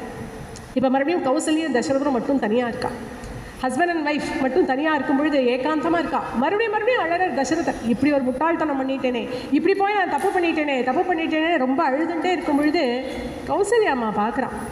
இது வரைக்கும் பொறுமையாக தான் இருந்தான், இது வரைக்கும் பதவிஷாக தான் இருந்தாலும் அவளும் ஒரு மனுஷி தானே, மரவட்ட கிடையாது இல்லையா. அவளுக்கும் மனசில் அடடா நம்ம பிள்ளை அப்படி பிரிச்சுட்டோமே, எந்த தப்பும் பண்ணாமல் எந்த ஒரு காரணமே இல்லாமல் ராமன் போல ஒரு பிள்ளை இப்படி காட்டுக்கு அனுப்ப நேர்ந்ததே அப்படின்னு அவளுக்கு இருக்கக்கூடிய அந்த மனசு கவலை. அதனால அவள் ராஜா பார்த்து சொல்கிறான், இப்போ எனக்கு தான் அழறே, ராமனை காட்டுக்கு அனுப்பிட்டு இப்போ அழுது என்ன பிரயோஜனம், உங்களுக்கு கொஞ்சத்துக்கு கைகையினுடைய அரண்மனை, கதிரை அழறதுக்கு என்னுடைய அரண்மனையா, நீங்கள் ராமனை காட்டுக்கு அனுப்பினது சர்வதா தப்பு. நீங்கள் பண்ணின இந்த காரியத்தினால எப்பேற்பட்ட கஷ்டங்கள் அனர்த்தங்கள் எல்லாம் நடந்திருக்குன்னு பார்த்தீங்களா. அயோத்தியில் ஒருத்தர் சந்தோஷமா இல்லை. ராஜ்யத்தில் பிரஜைகளை குழந்தைகள் போல பார்த்துக்க வேண்டியது ராஜாவோட கடமை இல்லையா. நீங்கள் பண்ணின காரியத்தினால அவங்க கடமையும் நீங்கள் தவறிட்டு அத்தனை பேரும் சோகமாக இருக்காளே, நீங்கள் பண்ணினது சர்வதா தப்பு அப்படின்னு கௌசல்யா அம்மா சொல்கிறா. அவள் சொல்கிறது நியாயமான விஷயந்தான். அண்ட் நமக்கு ஏதாவது இருந்தது அப்படின்னா நம்ம ஆத்துக்காரத்தை சொல்லத்தானே செய்வோம். தனியாக இருக்கும்பொழுது சபையில் சொன்னால் தான் தப்பு, தனியாக இருக்கும்பொழுது அவள் மனசில் இருக்கக்கூடிய விஷயத்தை பகிர்ந்துட்டா அவள் ஆத்துக்காரரோட. ஆனால் ராஜாவுக்கு இது எப்படி இருக்குது அப்படின்னா, ஏற்கனவே ராமனை பிரிஞ்ச சோகம், ராமனை காட்டுக்கு அனுப்புறதுக்கு தான் காரணம் அப்படிங்கிற குற்ற உணர்வு, இது ரெண்டுத்தினாலையும் தவிச்சிட்டு இருக்கக்கூடிய ராஜாவுக்கு கௌசல்யை சொன்ன வார்த்தைகளை கேட்டோன்னு அப்படியே இடிச்சு காட்டுறது போல இருக்கு, வெந்த புண்ணில் வேலை பாய்ச்சிறது போல இருக்கு. உடனே ராஜா சொல்கிறார் கௌசல்யிட்ட, கௌசல்யே நீ சொல்கிறது நியாயம்தான், நீ சொல்கிற விஷயம் நான் தப்புன்னு சொல்லலை, நீ சொல்கிறது நியாயம்தான், நான் பண்ணது சர்வதா தப்பு, நான் ஒத்துக்கிறேன். ஆனால் கௌசல்யே நான் ஒருத்தம் பண்ணின தப்பு போதும், நீயும் தப்பு பண்ணினார். இது வரைக்கும் நீ ஆத்துக்காரரை எதிர்த்து பேசுறதே கிடையாது, என்ன தெய்வம் போல ஆசிரியச்சுட்டு தானே இத்தனை நாள் இருந்துட்டுருக்க, அதனால என்னை எதிர்த்து பேசின பாவத்தை நீ சம்பாதிச்சு விடாது. இன்னொன்று கௌசல்யே, அயோத்தியில் இருக்கக்கூடிய அத்தனை பேரும் உன்னை அம்மா அம்மானு தானே கூப்பிடுறான், எல்லாருக்குமே நீ அம்மாவாக தானே இருக்க, அயோத்தி வாழ் பிரஜைகள் அத்தனை பேருக்கும். நானும் அயோத்தியில் ஒரு பிரஜை இல்லையா, நானும் உன் குழந்தைன்னு நினச்சிக்கோமா, உன் குழந்தை தப்பு பண்ணினா மன்னிக்க மாட்டியா, அது மாதிரி நான் பண்ணின தப்பை மன்னிச்சுடுமா கௌசல்யி அப்படின்னு அப்படியே கைகளில் அஞ்சலி பண்ண போயிட்டேன். பிரசாதயே த்வாம் கௌசல்யே ரச்சிதோயம் மயாஞ்சலி, அப்படியே கைகளை தூக்கிட்டார் அஞ்சலி பண்ணுறதுக்கு. ஓடி வந்தா கௌசல்யை, வந்து அந்த 2 கைகளையும் தன் சிரசு மேலே ஆசீர்வாதமாக வாங்கிண்டா. ஐயோ அப்படிலாம் பண்ணாதீங்க, எனக்கு நீங்கள் அஞ்சலியெல்லாம் பண்ண வேண்டாம், தெரியாமல் தப்பாக பேசிட்டேன். சோகத்தினால வந்த வார்த்தைகள், சோகோ நாசயதே தைரியம், சோகோ நாசயதே ஸ்ருதம், சோகோ நாசயதே சர்வம், நாஸ்தி சோக சமோரிபு. சோகம் அப்படின்னு வந்தாச்சுன்னா இன்னது பேசலாம் என்னது பேசக்கூடாதுங்கிற விவேகம் போய்டும், தைரியம் போய்டும், எல்லாமே போய்டும். சோகத்தை போல ஒரு சத்ரு கிடையாது அப்படிங்கிறத நான் தெரிஞ்சுன்னுட்டேன். நான் பண்ணினது தப்பு, நான் உங்களை அப்படி பேசியிருக்கக்கூடாது, நீங்கள் எப்பேற்பட்ட சத்தியசந்தர்னு எனக்கு தெரியுமே, நீங்கள் சத்தியத்துக்காக தானே ராமனை காட்டுக்கு அனுப்பினேன். 14 வருஷம் ஓடியே போய்டும், ராமன் சீக்கிரம் வந்துடுவான் அப்படின்னு கௌசல்யாமா தசரத்துக்கு சமாதானம் சொன்னாலாம். ஆனால் தசரதர் சொல்கிறார், கௌசல்யா நீ சொன்னது நியாயம்தான், நான் தப்பு சொல்ல வரல, எப்பொழுதுமே வினை விதைத்தவன் வினை அறுப்பான் அப்படின்னு ஒரு பழமொழி சொல்கிறது உண்டு. நல்லது பண்ணினா நமக்கு நல்லது நடக்கும், ஏதாவது தப்பு பண்ணினா அதுக்கான தண்டனையை நம்ம அனுபவிச்சு தானே ஆகணும். அது மாதிரி நான் என்னுடைய இளமையான வயசில் நான் பண்ணின ஒரு தப்பு, அதுக்கான தண்டனை தான் நான் இப்போ அனுபவிக்கிறேன். அது என்ன விஷயம்னு நான் இப்போ சொல்கிறேன் கௌசல்யே கேளு. முன்னெல்லாம் நான் கல்யாணம் பண்ணிக்கிறதுக்கு முன்னாடி நான் யுவா ஒரு யங் மேனாக இருந்தப்போ வேட்டைக்கு போனேன். சரையு நதி கரையில் இருக்கக்கூடிய அந்த காட்டுக்கு வேட்டையாட போனேன். கார்த்தாலேருந்து சாயங்காலம் வரைக்கும் வேட்டையாடினேன். சாயங்காலம் ஆற்றுக்கு திரும்பி வரும்பொழுது பொழுது சாஞ்சுட்டு, சரி சீக்கிரமாக கிளம்பிடலாம் அப்படிங்கிறதுக்காக என் குதிரையை வேகமாக ஓட்டிண்டு நான் அந்த சரையு நதியை கடந்து வரும்பொழுது luck luck luck luck luck luck luck luck luck அப்படின்னு எங்கேயோ சத்தம் கேட்டு, நான் என்ன நினச்சிட்டேன், ஏதோ காட்டு யானையோ காட்டு மிருகமோ தண்ணீர் குடிக்கிறது அப்படின்னு நினச்சிட்டு என்னுடைய தற்காப்புக்காக சப்தவேதி அப்படிங்கிற பானத்தை எடுத்தேன். சப்தவேதி அப்படிங்கிற பானம் என்ன பண்ணும் அப்படின்னா, நம்ம டார்கெட் என்ன அப்படின்னு நம்ம நேராக பார்க்கணுங்கிறது கிடையாது, சப்தத்தை வச்சுட்டே அந்த பானம் அந்த டார்கெட்டை போய் அடிச்சுடுமா. அதனால சப்தம் வர அந்த திசையை நோக்கி அந்த சப்தவேதி அப்படிங்கிற பானத்தை நான் பிரயோகம் பண்ணினேன். அந்த பானமானது வேகமாக போச்சு. ஒரு ரெண்டு க்ஷணத்தில் அந்த பக்கத்துலேருந்து ஒரு சத்தம் கேட்டுது, ஹா அம்மா அப்பா அப்படின்னு ஒரு மனிதனுடைய குரல் கேட்டு நடுங்கி போனேன். என் வில் என் கையிலேருந்து நழுவித்து வேகமாக அந்த சத்தம் அந்த திக்கை நோக்கி போனேன். அங்கே போய் பார்த்தா என்னுடைய பானம் ஒரு ரிஷிகுமாரனுடைய மார்பில் தச்சிருந்தது. அவன் கீழே விழுந்து கிடந்தான். ஓடி போய் அந்த குழந்தைய மடியில் போட்டுட்டேன். அவன் கேட்டான், நீங்கள் யார், நான் என்ன தப்பு பண்ணினேன், எதுக்காக என்னை அப்படி அம்பு போட்டு அடித்தேன். அப்போ நான் சொன்னேன், நான் அயோத்தியா நாட்டு சக்கரவர்த்தியோட புள்ள ராஜகுமாரன் தசரதன் என் பேர், தெரியாமல் பண்ணிட்டேன்ப்பா, சப்தவேதிங்கிற பானத்தை பிரயோகம் பண்ணினேன், ஏதோ காட்டு யானைன்னு நினச்சுட்டேன், உன் மேலே பட்டுடுத்தோம், நான் பண்ணினது பெரிய பாவம் அப்படின்னு சொல்லும்பொழுது அது ரிஷிகுமாரன் சொல்கிறான், இல்லை நான் இப்போ உயிர் போகிறது அப்படிங்கிறது உண்மையாயிடுச்சு, என்னால் இனிமேல் உயிர் பழைக்க முடியாது, அதை பற்றி நான் கவலைப்படலை. ஆனால் என்னுடைய அப்பா அம்மா ரெண்டு பேருக்கும் கண்ணு தெரியாது, அவளுக்கு தாகசாந்தி பண்ணணும் அப்படிங்கிறதுக்காக நான் குடத்தில் ஜலம் எடுக்கிறதுக்காக நான் இங்கே வந்தேன். அந்த சமயத்தில் தான் இந்த அசம்பாவிதம் நடந்துட்டும். அதனால் இங்கே என்ன நடந்தது அப்படிங்கிறத நீங்கள் எங்கள் அம்மா அப்பா கிட்ட மட்டும் போய் சொல்லிவிடுங்க, அவள் எங்கே இருக்கா அப்படிங்கிறத நான் சொல்கிறேன், என்னுடைய உயிரும் பிரிய போகிறது அப்படிங்கிற அந்த விஷயத்தையும் சொல்லிவிடுங்கோ அப்படின்னு சொல்லிவிட்டு அந்த ரிஷிகுமாரன் அவள் இருக்கக்கூடிய இடத்த சொல்லிவிட்டு உயிரை விட்டுட்டான். அங்கே இருந்து அந்த தண்ணீர் கலசத்தை எடுத்துட்டு ராஜா பயந்துட்டே வர அந்த அப்பா அம்மா கிட்ட வந்துட்டு இதை குடிங்கோ அப்படிங்கிற. அவள் உடனே கேட்குறான், என் பிள்ளை எங்க, நீங்கள் எதுக்கு தண்ணி கொண்டு வந்து கொடுத்தீங்க, நீங்கள் யார், ஏன் அவன் வரல அப்படின்னு அடுக்கடுக்காக கேள்விகள் கேட்குறான். தடால்னு அவள் சரணங்களில் விழுந்தார் தசரதர். நான் விழுந்தேம்மா, அவள்கிட்ட விழுந்து எல்லா விஷயத்தையும் சொன்னேன், இந்த மாதிரி நான் பெரிய பாவம் பண்ணிட்டேன், இதுக்கு நீங்கள் என்ன சாபம் கொடுத்தாலும் நான் ஏற்றுக்கிறேன், என்ன தண்டனை கொடுத்தாலும் நான் ஏற்றுக்கிறேன் அப்படின்னு அவள் காலில் விழுந்து நான் மன்னிப்பு கேட்டேன். அவள் 2 பேரும் சொன்னான், அப்பா முதல்ல எங்கள் பிள்ளை இருக்கிற இடத்துக்கு எங்களை கூட்டிகிட்டு போங்கப்பா, அவள் 2 பேரையும் கையை பிடிச்சிட்டு அந்த ரிஷிகுமாரன் விழுந்து கிடந்த இடத்துக்கு கூட்டின்னு வந்து விட்டேன். மடியில் எடுத்து போட்டுன்னு 2 பேரும் அழுதாலே பார்க்கணும். தாங்கவே இல்லைம்மா கௌசல்யே, துடிச்சு போயிட்டேனா. அப்படி அழுதா. ஏண்டா குழந்தை, ஏண்டா இவ்வளோ அவசரமாக கிளம்பிட்டேன்? நீ தானடா எங்களுக்கு ஆதாரம். குழந்தை, நீ பார்த்தால வேதமெல்லாம் சொல்லுவியே, அதை கேட்கும்போது எவ்வளோ ஆனந்தமாக இருக்கும். நீ யாருடா அதெல்லாம் சொல்ல போறா? எங்களுக்கு ஆதரவாக பேசுறதுக்கு ஆள் இல்லையேடா, நீ தானே பேசுவேன். குழந்தை, உனக்கு என் மேலே கோபம்னா அம்மா வந்திருக்காடா, அம்மாட்ட பேச மாட்டியா? இன்னைக்கு ஒரு நாள் இருடா, நீ நாளைக்கு வேணும்னாலும் உன் முகத்துக்கு போய்க்கோ, இன்னைக்கு ஒரு நாள் நீ உயிர் தரிச்சு வரமாட்டியா அப்படின்னு துடிச்சு போய் 2 பேரும் அழுதா. அதுக்கப்புறமா சமாதானம் ஆயிட்டு சித்தையை மூட்ட சொன்னான். உடனே நான் ஒரு சித்தையை மூட்டினேன். அதில் அந்த குழந்தையோட உடலை வச்சா. அப்படியே இந்திர விமானம் வந்து அந்த குழந்தையோட ஜீவன் அப்படியே கூட்டிகிட்டு போச்சு. போகும்பொழுது அது ரிஷிகுமாரன் அவள் அம்மா அப்பா கிட்ட சொல்கிறான், அம்மா அப்பா, நான் உங்களுக்கு நிறையா சுஷ்ரூஷ பண்ணினதுனால எனக்கு ஸ்வர்க்க பதவியே கிடச்சுட்டு, உங்களுக்கும் நிச்சயம் கிடைக்கும், உங்களுக்கு காலம் வரும்பொழுது நீங்களும் ஸ்வர்க்கத்துக்கு வருவேள் அப்படின்னு சொல்லிட்டு அவன் போகிறத இவா 2 பேரும் திவ்ய கண்கள்னால பார்த்தா. இந்த காட்சியை நானும் பார்த்தேன். அதுக்கப்புறமா அந்த குழந்தை இந்திரிய விமானத்தில் போனதுக்கப்புறமா அந்த ரிஷி என்கிட்ட சொன்னார், தசரதா, எங்களுக்கும் ஒரு சித்தையை மூட்டு, கண்ணில்லாத எங்களுக்கு இனிமேல் யார் ஆதரவு, எங்களால் எப்படி பழைக்க முடியும், எங்களுக்கும் ஒரு சித்தையை மூட்டுன்னு சொன்னான். கௌசல்யே, அன்னைக்கு நான் ரொம்ப சின்ன பையன், நான் காப்பாற்றுறேன் உங்களை வச்சு அப்படின்னு கூட எனக்கு சொல்ல தெரியல. ஒரு பரபரப்பில் அவளுக்கும் நான் சித்தையை மூட்டினேன். அந்த சித்தைக்குள்ளே அவள் 2 பேரும் உள்ள நுழையறதுக்கு முன்னாடியே அந்த ரிஷி வயறறிஞ்சு சில வார்த்தைகள் சொன்னார். தசரதா, புத்திர சோகத்தினால இன்னைக்கு என்னுடைய உயிர் பிரியறது, இதே போல புத்திர சோகத்தினால தான் உனக்கும் உயிர் பிரியும் அப்படின்னு சொல்லிட்டு அவர் அந்த சிதையில ஏறினாருமா. அவர் சொன்ன வார்த்தைகள், 4 பிள்ளைகள் மணிமணியாக பெற்றேன், ஒன்று கூட என் பக்கத்தில் இல்லைம்மா அப்படின்னு சொல்லிட்டு கௌசல்யை பக்கம் திரும்பி பார்க்குறார் தசரதன். அவள் தூங்கியே போயிருக்கா. 6 நாட்களாக தூங்கலை, சாப்பிடலை, தூங்கலை, அழுதழுது. தூக்கங்கிறது எல்லாருக்கும் உண்டானது தானே, அது சாதாரணமான இயற்கையான விஷயம் தானே. அதனால கௌசல்யாமா தூங்கி போயிருக்கா. சுமித்ரா தேவியை பார்க்குறார், அவளும் தூங்கி போயிருக்கா. இத்தனை நாள் இவர் கதையை தனியாக சொல்லிட்டு இருந்திருக்க, இவருக்கு ஏது தூக்கம்? அப்படியே புலம்புற, ராமா, உனக்கு பட்டாபிஷேகம் பண்ணி பார்க்கணும்னு நினச்சேன்டா, அது ஒரு தப்பா? பட்டாபிஷேகத்தை பார்த்துட்டு எனக்கு உயிர் போகிறத பற்றி கவலை இல்லை. ஏன்னா ஏற்கனவே ஜோசியர்லாம் சொல்லியிருக்கா, உங்களுடைய நட்சத்திரத்தை கிரகங்கள் எல்லாம் பீடிக்கிறது, உங்களுக்கு மரணம் எப்போ வேணும்னாலும் சம்பவிக்கலாம் அப்படின்னு சொல்லியிருக்கா. அதனால மரணத்தை பற்றி எனக்கு கவலை இல்லை. அதுக்கு முன்னாடி உன் பட்டாபிஷேகத்தை பார்க்கணும்னு நினச்சேன்டா, அது நடக்காமல் போயிடுச்சு. நதே மனுஷ்யா தேவாஸ்தே ये चारु शुभकुण्डलं मुखं द्रक्ष्यन्ते रामस्य वर्षे 15 पुनः. ராமா, நீ காட்டில் வனவாசம் 14 வருஷம் முடிச்சுட்டு 15வது வருஷம் முதல் நாள் நீ வருவே இல்லையா அயோத்திக்கு? அப்போ அலங்காரமெல்லாம் பண்ணிட்டு நீ வருவியே, உன்னை பார்க்கக்கூடிய மனுஷாலாம் மனுஷாலே கிடையாதுரா குழந்தை, அத்தனை பேரும் தெய்வங்கள். சத்ரேஷம் சாரதஸ்யேந்தோஹ फुल्लस्य कमलस्य च सुगन्धि मम रामस्य धन्या द्रक्ष्यन्ति तन्मुखम्. அப்படியே தாமரை போல இருக்கக்கூடிய என் பிள்ளை ராமனுடைய முகம், அப்படியே சுகந்தம் வீசக்கூடிய அந்த ராமன், அவனை யாரெல்லாம் 15வது வருஷம் முதல் நாள் பார்க்குறாளோ அவெல்லாம் தன்யர்கள், அவெல்லாம் பாக்கியசாலிகள்.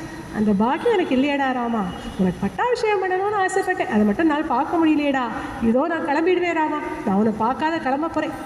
ஹராகவ மகாபாஹோ ஹா மமாயாசநாசன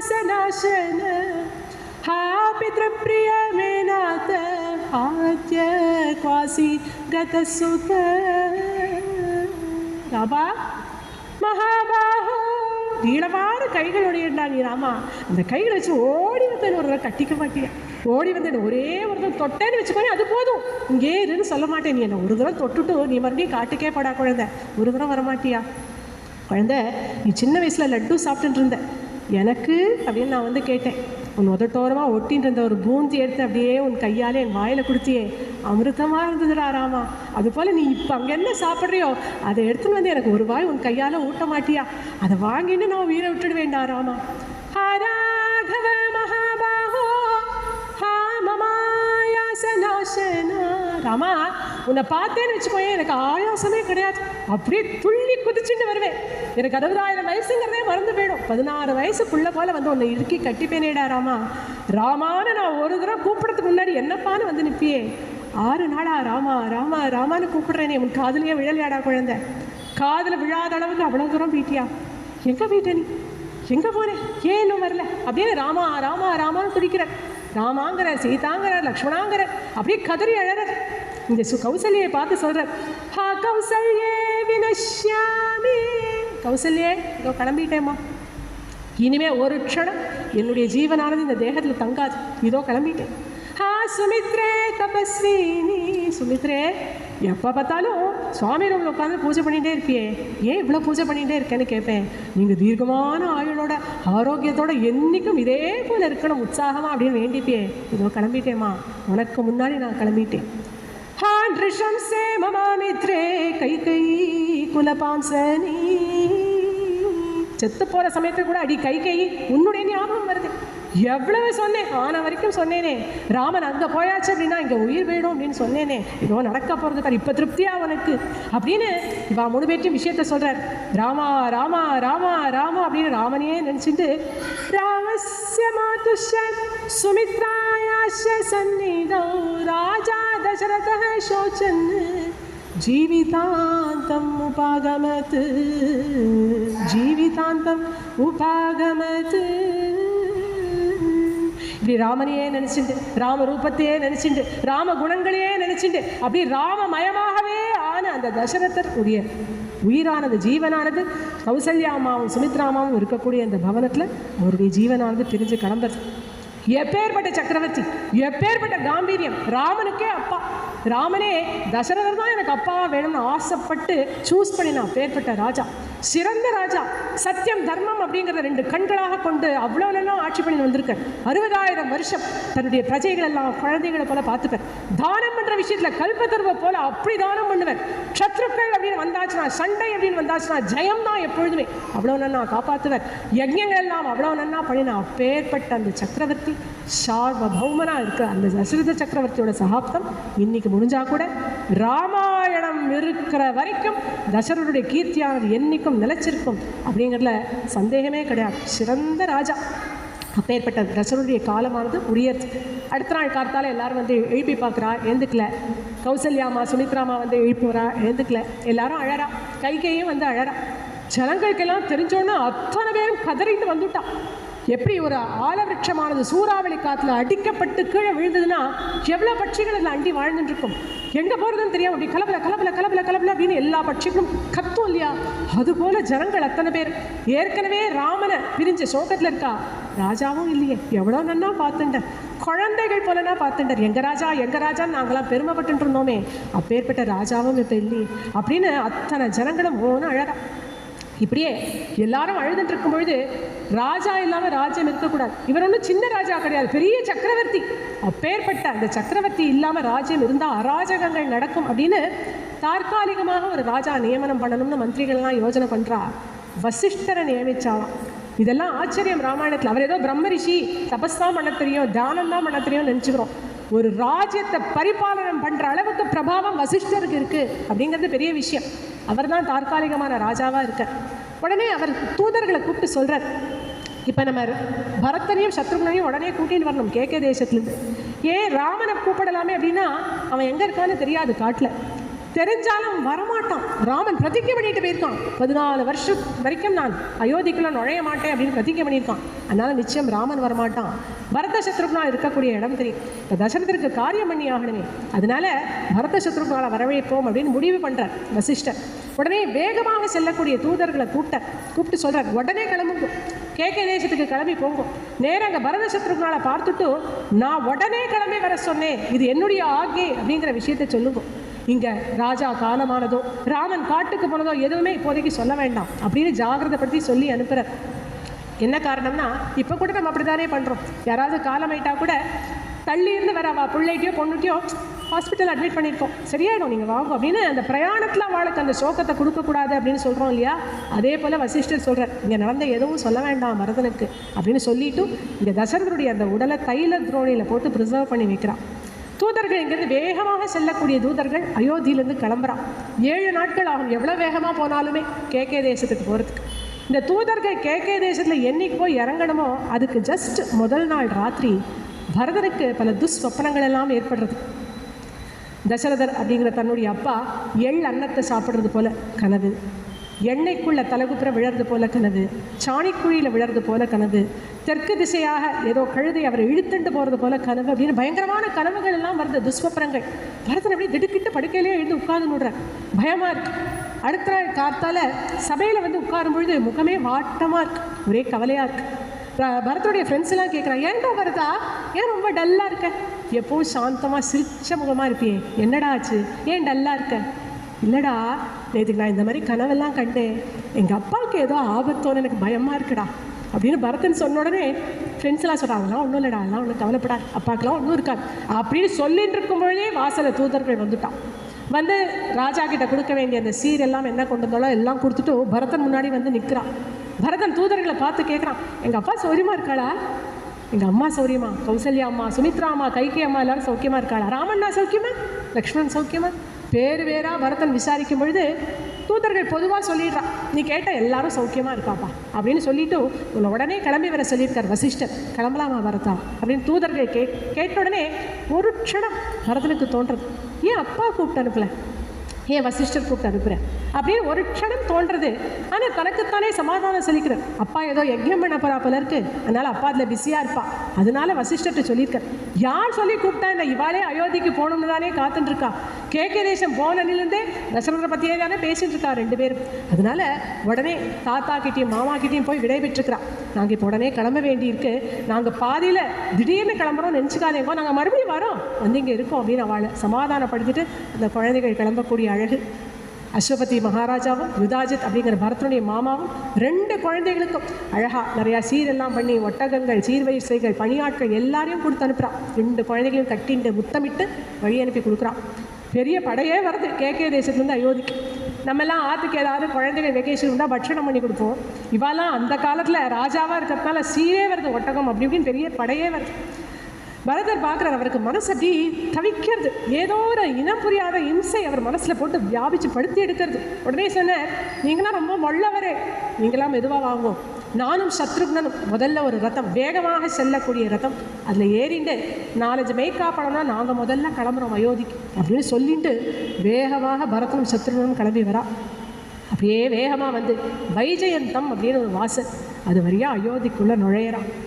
12-13 வருஷம் கழித்து ராஜகுமாரர்கள் திரும்பி வரா அப்படின்னா எப்படி வரவேற்கணும்? குழந்தைகளா எப்படா இருக்கே அப்படி கேட்கணும், இல்லை பூவெல்லாம் கொடுக்கணும், ஹார்த்தி எடுக்கணும், ஏதாவது பண்ணணும் இல்லையா? என்ன பண்ணுறாங்கன்னா வரும்பொழுதே கம்பங்களில் கொடிகள் அரை கம்பத்தில் கட்டப்பட்டிருக்கிறத பார்க்குறான். ஜனங்கள் எல்லாரும் பரதனை வந்து பார்க்கும்பொழுது சில பேர் என்ன பண்ணுறா, பரதனை பார்த்து முறைக்கிறான், சில பேர் பரதனை பார்த்து அழறான், சில பேர் பரதனை பார்த்து முகத்தை திருப்பிக்கிறான், சில பேர் பரதனை பார்த்துட்டு பார்க்காதது போல போகிறான். ஏன் வேலை அப்படி இருக்கா அப்படின்னு ஆலோசனை பண்ணுறதுக்கு கூட பரதனுக்கு டைம் இல்லை. முதல்ல அப்பாவை போய் பார்க்கணும், அப்பாவை போய் பார்க்கணும் அப்படின்னு ரதத்தை நேராக அரண்மனைக்கு கொண்டு வந்து விடுறார். அரண்மனைக்குள்ளே வந்து அப்பா இருக்காரா அப்படின்னு சிம்மாசனத்தில் தேடி பார்க்குறாரு, அப்பா இல்லை. சரி, ஒருவேளை ஏதாவது அவசர மீட்டிங்காக இருக்கும், சபையில் இருப்பாரோ அப்படின்னு சபா மண்டபத்துக்கு போகிறார், அங்கேயும் அப்பா இல்லை. உடனே டயத்தை பார்க்குறார், 7:30 மணி ஆயிடுச்சு, எப்படி சபை நடக்கும்? நான் தான் புத்தி கெட்டத்தனமாக லேட்டாக வந்து சபா மண்டபத்தில் தேடுறேன், அப்பா நிச்சயமாக எங்கள் அம்மா கைகை அம்மா ஆற்றுல தான் இருப்பா அப்படின்னு நேராக தன்னுடைய பவனத்துக்கு போகிறேன். உள்ளே நுழையும் பொழுது எப்படி கண்களால் தேடுற, அப்பா இருக்காரா, பரியங்கத்தில் இருக்காரா அப்படின்னு பார்த்துட்டே வரும்பொழுது அங்கேயும் அப்பா இல்லை. அதுக்குள்ளே கைகையை வந்துட்டான். கைகையை பரதன் வரதை பார்த்துட்டு வெளியில் வரா. பரதா எப்படிடா இருக்க? தாத்தா சௌக்கியமா, மாமா சௌக்கியமா, பிரயாணம் எல்லாம் சௌரியமாக இருந்ததா, எத்தனை நாள் பிரயாணம்? சாதாரணமாக ஊரில் வர குழந்தை எப்படிலாம் விசாரிப்பாளோ அது மாதிரிலாம் கேட்குறான். பரதன் அவசரமாக சொல்கிறார், எல்லாரும் சௌக்கியமாக இருக்காமா, பிரயாணமெல்லாம் சௌரியமாக இருந்தது, அதெல்லாம் விடுமா, அப்பா எங்கம்மா? அப்பாவை அரண்மனையில் போய் பார்த்தேன், இல்லை, சபா மண்டபத்தில் இல்லை, இங்கேயும் இல்லை. அப்பா கௌசல்யா அம்மா ஆற்றுல இருக்காளா, நான் அப்பாவுக்கு போய் நமஸ்காரம் பண்ணிட்டு வரேம்மா, அப்பா எங்கே அப்படின்னு சொல்லும் பொழுது கைகை மெதுவாக பரதன் கிட்ட சொல்கிறான், யா கதி சர்வபூதானாம் தாம் கதிம் தே பிதா கதஹ ராஜா மகாத்மா தேஜஸ்வி யாயஜூகஹ சதாம் கதி. பரதா, பூமியில் பிறக்கக்கூடிய ஒருத்தரும் அவாவா காலம் முடிஞ்சதுக்கப்புறமா இங்கேருந்து கிளம்பி புறப்பட்டு போயாகணும். உங்கள் அப்பா இதுக்கு முன்னாடியெல்லாம் ஸ்வர்க்கத்துக்கு அடிக்கடி போயிட்டு வருவா, தேவாசுர யுத்தத்துக்கு ஒத்தாசை பண்ணுறதுக்காக, ஹெல்ப் பண்ணுறதுக்காக போயிட்டு வருவா. இப்போது ஒரேடியாக உங்கள் அப்பா ஸ்வர்க்கத்துக்கு போயாச்சு, அவருடைய காலம் முடிஞ்சு அவர் எந்த இடத்துக்கு போகணுமோ அங்கே போயாச்சு அப்படிங்கிற விஷயத்த கைகையை சொன்னோன்னு துடிச்சு போகிறார் பரதன்.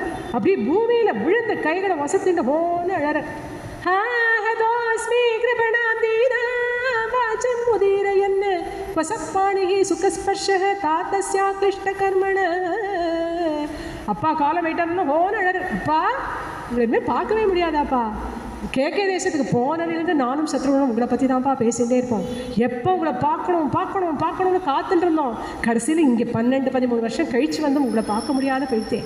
பரதன் வந்திருக்கேன் அப்படின்னாக்கா உடனே ஓடி வந்து என்னை கட்டிப்பேளே. அப்படியே நான் உங்களுக்கு நமஸ்காரம் பண்ணும் பொழுது என் அங்கோஷ்டத்தை லேசாக தூசு விட்டின்னு இருக்கோம். அது அழகாக இப்படி தட்டி விடும் பொழுது உங்கள் ஸ்பர்ஷமெல்லாம் என் மேலே படுமே. இனிமேல் அந்த ஸ்பர்ஷம் எனக்கு கிடைக்காதாப்பா. யாருப்பா அந்த சுகத்தை எனக்கு கொடுக்க போகிறா அப்படின்னு அப்பாவை நினச்சிட்டு ஓடும் அழகாக பரதன். கைகை அம்மாவை பார்த்து கேட்குறேன், ஏம்மா ஏன் அப்பாவுக்கு திடீர்னு இப்படி காலம் முடிகிற மாதிரி ஆச்சு? நன்னா இருப்பார், அப்படியே ரொம்ப உற்சாகமாக இருப்பார். அப்பாவுக்கு 60,000 வயசுனே தெரியாது, அவ்வளோ திடகாத்திரமாக இருப்பார், சந்தோஷமாக இருப்பார். ஏன் ஏதாவது உடம்பு சரியில்லையா? என்ன காரணம்? இந்த மாதிரி அப்பா கடைசி காலத்தில் என்ன நினச்சிட்டாராமா? பரதனை நினச்சிட்டாரா? பரதனுக்கு ஏதாவது பஸ்டின சந்தேஷம் சொல்லியிருக்காரா அப்படின்னு மேலே மேலே பரதன் கேட்கும் பொழுது இப்போ கைகையை சொல்கிறான், உங்கள் அப்பா கடைசி மரணப்படுக்கையில் இருக்கும் பொழுது என்ன சொன்னா அப்படின்னா, ராமா சீதா லக்ஷ்மணா அப்படின்னு சொல்லிட்டு உயிரை விட்டான். மேலே சொன்னால் நீங்கள் 3 பேரும் எப்போ திரும்பி அயோத்திக்குள்ளே நுழையிறீங்களோ, ராமா உன்னை யாரெல்லாம் பார்க்குறாளோ அவளே தன்யர்கள் பாக்கியசாலிகள் அப்படின்னு சொல்லிட்டு உயிரை விட்டான் அப்படின்னு சொன்னோடனே அடுத்த அதிர்ச்சி. அப்பா போனதே பெரிய அதிர்ச்சி, இது மேலே இவாளாலும் வேற காட்டுக்கு போயிருக்காளே அப்படிங்கிற அந்த அதிர்ச்சியை கேட்டோடனே பரதன் துடிச்சு போறார். என்னம்மா சொல்கிற? ஏன் ராமண்ணா காட்டுக்கு போகணும்? ராமண்ணா சீதாமணி லக்ஷ்மண் யாருமே இங்கே இல்லையா? என்ன காரணம்? தப்பு பண்ணினவாளை தானேம்மா காட்டுக்கு அனுப்புவா. ராமண்ணா என்னம்மா தப்பு பண்ணினா? தப்பே பண்ண தெரியாத ராமண்ணாவுக்கு அப்பேற்பட்ட அந்த அண்ணா என்ன காரணத்துக்காக காட்டுக்கு போனா? ஏமா இப்படி ஆச்சு அப்படின்லாம் பதறி போய் கேட்கும் பொழுது மறுபடியும் சொல்கிறா கைகை, ராமன் தப்பே பண்ண மாட்டான் அப்படின்னு குழந்தைக்கு கூட தெரியுமேப்பா. ஒரு தப்பு ராமன் பேரில் சொல்ல முடியாது, அவன் பேரில் அபவாதமும் சொல்ல முடியாது, பரிவாதமும் சொல்ல முடியாது, தப்பும் கண்டுபிடிக்க முடியாது, பொய்ப்பழியும் சொல்ல முடியாது. அப்பேற்பட்ட சிறந்தவன் அந்த ராமன். அவன் எந்த தப்பும் பண்ணல. ஆனால் நான் சாமர்த்தியமாக ஒரு விஷயம் பண்ணினேன், அதன் காரணமாக ராமன் காட்டுக்கு போக வேண்டியதாக போச்சு. அப்படி என்னமா பண்ணி தொலைச்ச? பதறின பரதன் கிட்ட சொல்கிறான், இல்லைடா பரதா, ஒரு 3 வாரத்துக்கு முன்னாடி உங்கள் அப்பா ராமனுக்கு பட்டாபிஷேகம் பண்ண போகிறேன் அப்படின்னு அனௌன்ஸ் பண்ணினான். என்னமோ எனக்கு திடீர்னு உனக்கு யுவராஜ பட்டாபிஷேகம் பண்ணணும், உன்னை யுவராஜனாக பார்க்கணும் அப்படிங்கிற ஆசை வந்துட்டு, அதனால எனக்கு உங்கள் அப்பா இதுக்கு முன்னாடி 2 வரங்கள் கொடுத்துருந்தான். அது பிரகாரமாக உனக்கு பட்டாபிஷேகம் அப்படின்னு கேட்டுட்டேன்.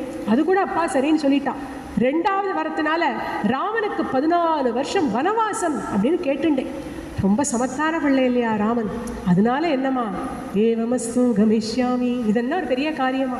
அப்படியே ஆகட்டுமா, இதோ கிளம்புறேன் அப்படின்னு அந்த குழந்தை கிளம்பி ராமனை விட்டு பிரிய மாட்டேன் அப்படின்னு லக்ஷ்மணனும் சீத்தையும் அவளும் சேர்ந்து காட்டுக்கு போக இவா 3 பேரும் அதனால தண்டகாரண்ய வனத்துக்கு போக வேண்டிய ஆச்சு அப்படின்னு சொன்ன உடனே பெரிய கோபம் ஏற்படுறது பரதனுக்கு. என்னம்மா காரியம் பண்ணியிருக்க?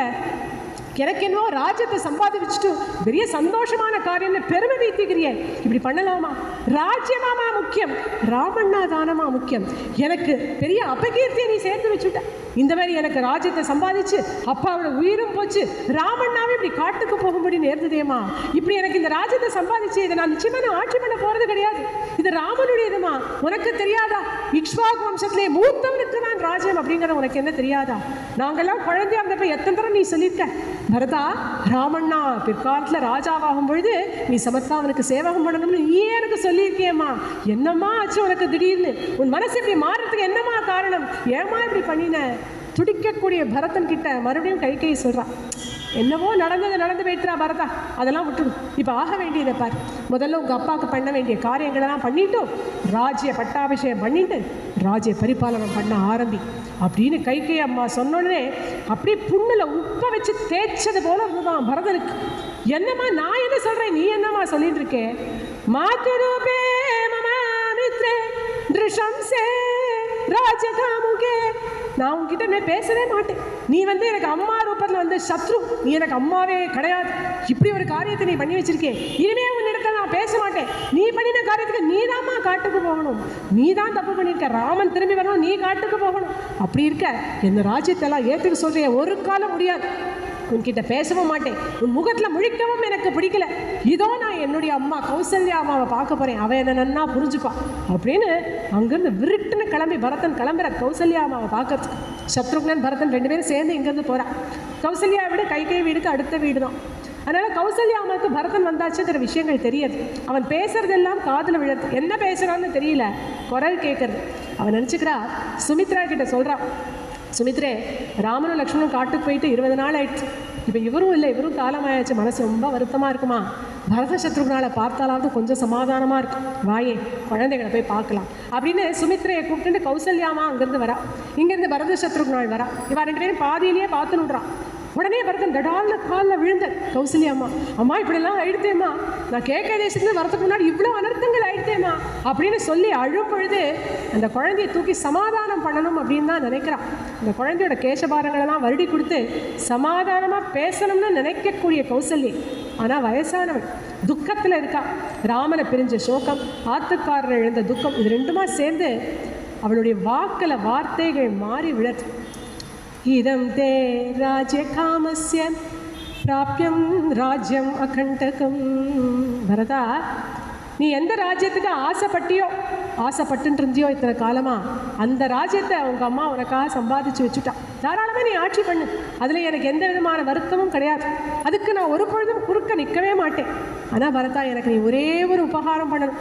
என் பிள்ளை ராமன் காட்டில் எங்கே இருக்கான்னு பார்த்து என்னை அவன்கிட்ட கொண்டு போய் விட்டுடுறியா?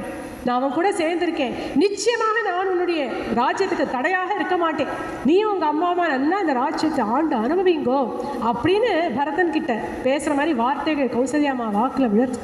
துடிச்சு போனார் பரதன். மறுபடியும் ஏதோ கைகேயம்மா தான் என்னை புரிஞ்சுக்கல அப்படின்னா கௌசல்யாமா இப்படி சொல்கிறாளே, இப்போ அந்த புண்ணில் ஊசி வச்சு குத்தினது போல அம்மா பரதனுக்கு. உடனே கேட்குறேன், ஆர்யே கஸ்மாத் அஜானந்தம் கர்ஹசே மாம் அகில் பீஷம். அம்மா நீங்கள் என்ன பார்த்து இப்படி பேசலாமா? நீங்கள் தூக்கி வளர்த்த பிள்ளை இல்லையாண்ணா? நான் எங்கேயாவது இந்த ராஜ்யத்துக்கு ஆசைப்படுவேனா? நிச்சயமாக எனக்கு இந்த ராஜ்யத்தில் ஆசையே கிடையாதுமா. எனக்கு இங்கே நடந்தது எதுவுமே எனக்கு தெரியாது. இப்போ இங்கே வந்ததுக்கப்புறம் தான் கைகையம்மா சொல்லித்தான் எனக்கு எல்லாமே தெரியும். எனக்கு எதுவும் தெரியாது, அஜானந்தம், எதுவுமே எனக்கு தெரியாது. அகில் பிஷப், பாப்பமற்றவன், பழி இல்லாதவன் நான். என்ன போய் ராஜ்யத்தில் ஆசை இருக்குது அப்படின்னு நீங்கள் சொல்லிட்டேளேம்மா, நீங்கள் இப்படி என்னை புரிஞ்சுக்காமல் நடந்துக்கலாமா? இருந்தாலும் நீங்கள் இப்படி சொன்னதுனால இதோ பல விஷயங்களை நான் பிரதிஜையிட்டு சொல்கிறேன். ராமனுடைய வனவாசத்தில் எனக்கு உடன்பாடு இருக்கக்கூடிய பட்சத்தில், நான் சந்தோஷப்படக்கூடிய பட்சத்தில், இந்த ராஜ்யத்துக்கு நான் ஆசைப்பட்டிருக்கிறது உண்மையாக இருக்கக்கூடிய பட்சத்தில், குருமுகமாக நான் கத்துண்ட வித்தைகள் எல்லாம் எனக்கு மறந்து போகட்டும். யாருக்கு இந்த ராம வனவாசத்தில் உடன்பாடு இருக்கும், ஒரு பசுமாட்டை இடது காலால் உதைத்தவனுக்கு எந்த பாவம் வருமோ அந்த பாவம் வந்து சேரட்டும். நன்னா ஆட்சி பண்ணிட்டு வரக்கூடிய ராஜா, 6ல் 1 பங்கு வரி வசூலிச்சுட்டு நன்னா ஆட்சி பண்ணிட்டு வர ராஜாவுக்கு துரோகம் பண்ணினவனுக்கு எப்பேற்பட்ட பாவம் வருமோ அந்த பாவம் வந்து சேரட்டும். கண்ணு குட்டிக்கு ஒரு சொட்டு கூட பால் கொடுக்காம ஒட்ட பாலை கறந்து எடுக்கிறவனுக்கு எப்பேற்பட்ட பாவம் வருமோ அந்த பாவம் என்னை வந்து சேரட்டும். வாசலில் தாகம்னு கேட்டு யாரான்னு வரும்பொழுது நல்ல ஜலத்தை கொடுக்காம அஜாக்கிரதையாக அசுத்தமான ஜலத்தை கொடுக்கிறவனுக்கு எப்பேற்பட்ட பாவம் வருமோ அந்த பாவம் எனக்கும் வந்து சேரட்டும். உபயசந்தியா காலம், கார்த்தால 5லிருந்து 6, சாயங்காலம் 5லிருந்து 6 தூங்குறவனுக்கு என்ன பாவம் வருமோ அந்த பாவம் என்ன வந்து சேரட்டும். அவாவா தர்மானுஷ்டானங்கள் கர்மானுஷ்டானங்கள் பண்ணாதவாளுக்கு எந்த பாவம் வருமோ அந்த பாவம் என்னை வந்து சேரட்டும். பிராமணனை கொன்னவனுக்கு, பசுமாட்டை கொன்னவனுக்கு, இவாளுக்கெல்லாம் என்ன பாவம் வருமோ அந்த பாவம் என்னை வந்து சேரட்டும் அப்படின்னு 1 இல்லை 2 இல்லை 37 பாவங்களை சொல்லி, இப்பேற்பட்ட பாவங்கள் எல்லாம் ராம வனவாசத்தில் எனக்கு உடன்பாடு இருக்கக்கூடிய பட்சத்தில் என்னையும் வந்து சேரட்டும் அப்படின்னு சொல்லி ஓன அழுதர். அதுக்கு மேலே என்ன பண்ணணும்னு தெரியல, கீழே தடான்னு விழுந்துட்டார் பரதன். ஓடி வந்தா கௌசல்யாம்மா, பரதனை மடியில் எடுத்து போட்டுண்டா. போதுண்டா பரதா, இனிமேல் மேலே மேலே இந்த மாதிரி பிரதிகையெல்லாம் பண்ணி என் மனசை வேதனைப்படுத்தாது. ஏதோ வயசானவள் துக்கத்தில் அப்படி ஒரு வார்த்தை சொல்லிட்டேன் அப்படிங்கிறதுனால இப்படிலாம் நீ பிரதிகை பண்ணலாமா? நீ எப்பேற்பட்ட சமத்தான குழந்தைன்னு எனக்கு தெரியாதா? நீ சிறந்த தர்மாத்மா, இந்த எந்த பாவமும் உன்னை ஒரு பொழுதும் வந்து தீண்டாது பரதா. நான் நன்னா புரிஞ்சுட்டுருக்கேன், ஏதோ வார்த்தைகள் தவறி வந்துடுத்துப்பா, அதை பெருசாக பொருட்படுத்தாதே அப்படின்னு சொல்லி மடியில் எடுத்து போட்டுன்னு சமாதானப்படுத்துகிறா. இப்படி இவ பண்ணக்கூடிய சமாதானத்தை எப்படி சமாதானம் ஆகும் பரதனுடைய மனசு? பரதனுக்கு அழுக வந்துட்டே இருக்கு. சத்ருக்னனும் அழறர். சத்ருக்னன் எதுக்கு அழறர் அப்படின்னா, ராமண்ணா வனவாசம் போனது துக்கம்தான், அப்பா உயிரை விட்டாச்சு அப்படிங்கிறதும் துக்கம்தான். ஆனால் அதை காட்டிலும் அவருக்கு என்ன வருத்தம் அப்படின்னா, ரொம்ப வெகுளி பரதண்ணா, ரொம்ப இன்னசென்ட், எதுவுமே தெரியாது, அப்படியே சுத்தமான மனசு, நிர்மலமான மனசு. இப்பேற்பட்ட பரதண்ணாவை இப்படி எல்லாரும் சந்தேகப்படுறாளே. அங்கே என்கிட்ட எவ்வளோ அழகாக அப்பாவை பற்றி பேசிகிட்டே இருந்தார். ஒரு பாவமும் அறியாத பரதண்ணாவுக்கு இப்படி ஒரு பழி நேர்ந்ததே அப்படின்னு சத்ருக்னன் அழுதாராம். சத்ருக்னனை சுமித்ராமா மடியில் போட்டு சமாதானப்படுத்துறான். கௌசல்யாமா பரதனை போட்டு சமாதானப்படுத்த சமாதானமே ஆகலை. லாலப்ய மனஸ்ய விசேதனஸ்ய பிரணிஷ்ட புத்தேஹே பதிதஸ்ய பூமௌ முஹுர்முஹு நிஸ்வசதஸ்ய தீர்க்கம் சாதஸ்ய சோகேன ஜகாம ராத்திரி. அப்படியே துடிக்கிறது பரதனுடைய மனசு. இங்கேருந்து அப்படி ஜகாம மனசா ராமம் அப்படின்னு அவருடைய மனசு ராமன்கிட்டே போயிடுச்சு. அண்ணா இதோ வந்துட்டேன்னா என்னை பார்க்கறதுக்கு வரேன் அண்ணா அப்படின்னு கிடுகிடுன்னு ஓடுற. தடால்னு செவரு முட்டி கீழே விழற. மறுபடியும் எழுந்துக்கிறார், ஓடுற, கால் தடிக்க கீழே விழற. இப்படி எழுந்துக்கிறதும் விழறதும் அழறதும் புரடுறதுமா ராமா ராமா அண்ணா நீ புரிஞ்சுப்பியா அண்ணா, யாருமே நான் புரிஞ்சுக்கிறேன் அண்ணா அப்படின்னு அண்ணாவை தனக்கு ஏற்பட்ட பழி, அண்ணாவை பிரிஞ்ச சோகம், அப்பாவை இழந்த இழப்பு எல்லாமா சேர்ந்து ஒரே அழுக பரதனுக்கு. அப்படி மடியில் போட்டு போட்டு சமாதானப்படுத்துகிறான். கௌசல்யாவுக்கும் சுமித்ரா அம்மாவுக்கும் இந்த ராத்திரி பொழுது சீக்கிரமாக போயிட்டா தேவையில்லையே, இன்னும் எத்தனை நாள் நீடிக்க போகிறது அப்படிங்கிற கவலை ஏற்படுறது. அப்படியே சமாதானப்படுத்த முடியாமல் இவா 2 பேரும் தவிச்சுட்டு இருக்கும் பொழுது அங்கேருந்து நல்ல வேலையாக வசிஷ்டர் விடியற் காலை வேளையில் வர வந்து பரதனை சமாதானப்படுத்துகிற. குழந்தை இப்படியா அழுதுன்னு இருந்தா அப்பாவுக்கு பண்ண வேண்டிய காரியமெல்லாம் பண்ண வேண்டாமா, வாடா குழந்தை நீ தான் பண்ணணும் அப்படின்னு வசிஷ்டர் கூப்பிட்டு பரதனையும் சத்ருகனையும் கூட்டிகிட்டு போகிறான். அங்கே எண்ணெய் துரோணியில் போடப்பட்டிருக்கக்கூடிய தசரதர் உடல் எடுத்து வெளியில் வைக்கிறான். தூங்கின்னு இருக்கிறது போல இருக்கு. 13 வருஷம் கழிச்சு இந்த குழந்தைகள் 2 பேரும் அப்பாவை இப்போ தான் பார்க்குறான். அப்பா தூங்குறது போல இருக்கு. பரதனுக்கு அப்பாவை பார்த்தோன்னா அழுகதான் வருது. என்ன சொல்லி அழணும்னு கூட தெரியல. சத்ருக்னன் சொல்லி சொல்லி அழறார். அப்பா பரதண்ணா வந்திருக்கான்ப்பா, தனக்காக வேலை பரதண்ணா வந்திருக்கான். பரதண்ணாவுடைய அங்கோஸ்டத்தை இத்தனோடு அழுத்திருந்தா கூட நன்னாவே இந்த அங்கோஸ்டம் அப்படின்னு அதை மாற்றி பட்ட அங்கோஸ்டம் போட்டு போயிடேப்பா. ராத்திரி முழுக்க கீழே விழுந்து புரண்டு அழுது அவருடைய அங்கோஸ்டம் மட்டும் இல்லை அவருடைய வஸ்திரம் முழுக்கவே தூசா இருக்கேப்பா, உங்களுக்கு தெரியலையா? ஏன்பா மாற்றி விட மாட்டேங்கிறீங்க? பரதனை கட்டி வேலைப்பா, எழுதுன்னு பரதா வாடா குழந்தைன்னு சொல்லுவேளேப்பா, பரதன் வந்திருக்கான்ப்பா, பரதன் கிட்ட பேசுங்கப்பா அப்படின்னு பரதனுக்காக சத்ருகன் ஓன்னு அழற. இப்படியே அழுதழுது அந்த காரியங்கள் எல்லாம் பரதன் பண்ண சத்ருகன் பக்கத்திலே நிற்கிற. 10 நாள் காரியம் முடிஞ்சு 11, 12 எல்லாம் முடிஞ்சு சுபஸ்வீகாரமும் முடிஞ்சு விடுறது. கைகையை நினச்சிக்கிறா சரி துக்கம் அப்படிங்கிறது 10, 12 நாள் தான் இருக்கும், அதுக்கப்புறம் life has to move on, அதனால் நம்ம வாழ்ந்துதானே ஆகணும். அதனால் பரதனுக்கு மனசு சமாதானம் ஆகிடுத்தாக்கும் அப்படின்னு நினச்சிட்டு பேரிகள் எல்லாம் முழங்க சொல்கிறா. பேரி வாத்தியம் முழங்குது. அந்த பேரி முழங்கும் பொழுது அப்படி இடியே வந்து தலையில் விழுந்தது போல இருந்துதான் பரதனுக்கு. ராஜா இருந்தாதானே பேரி வாத்தியம் முழங்கணும்.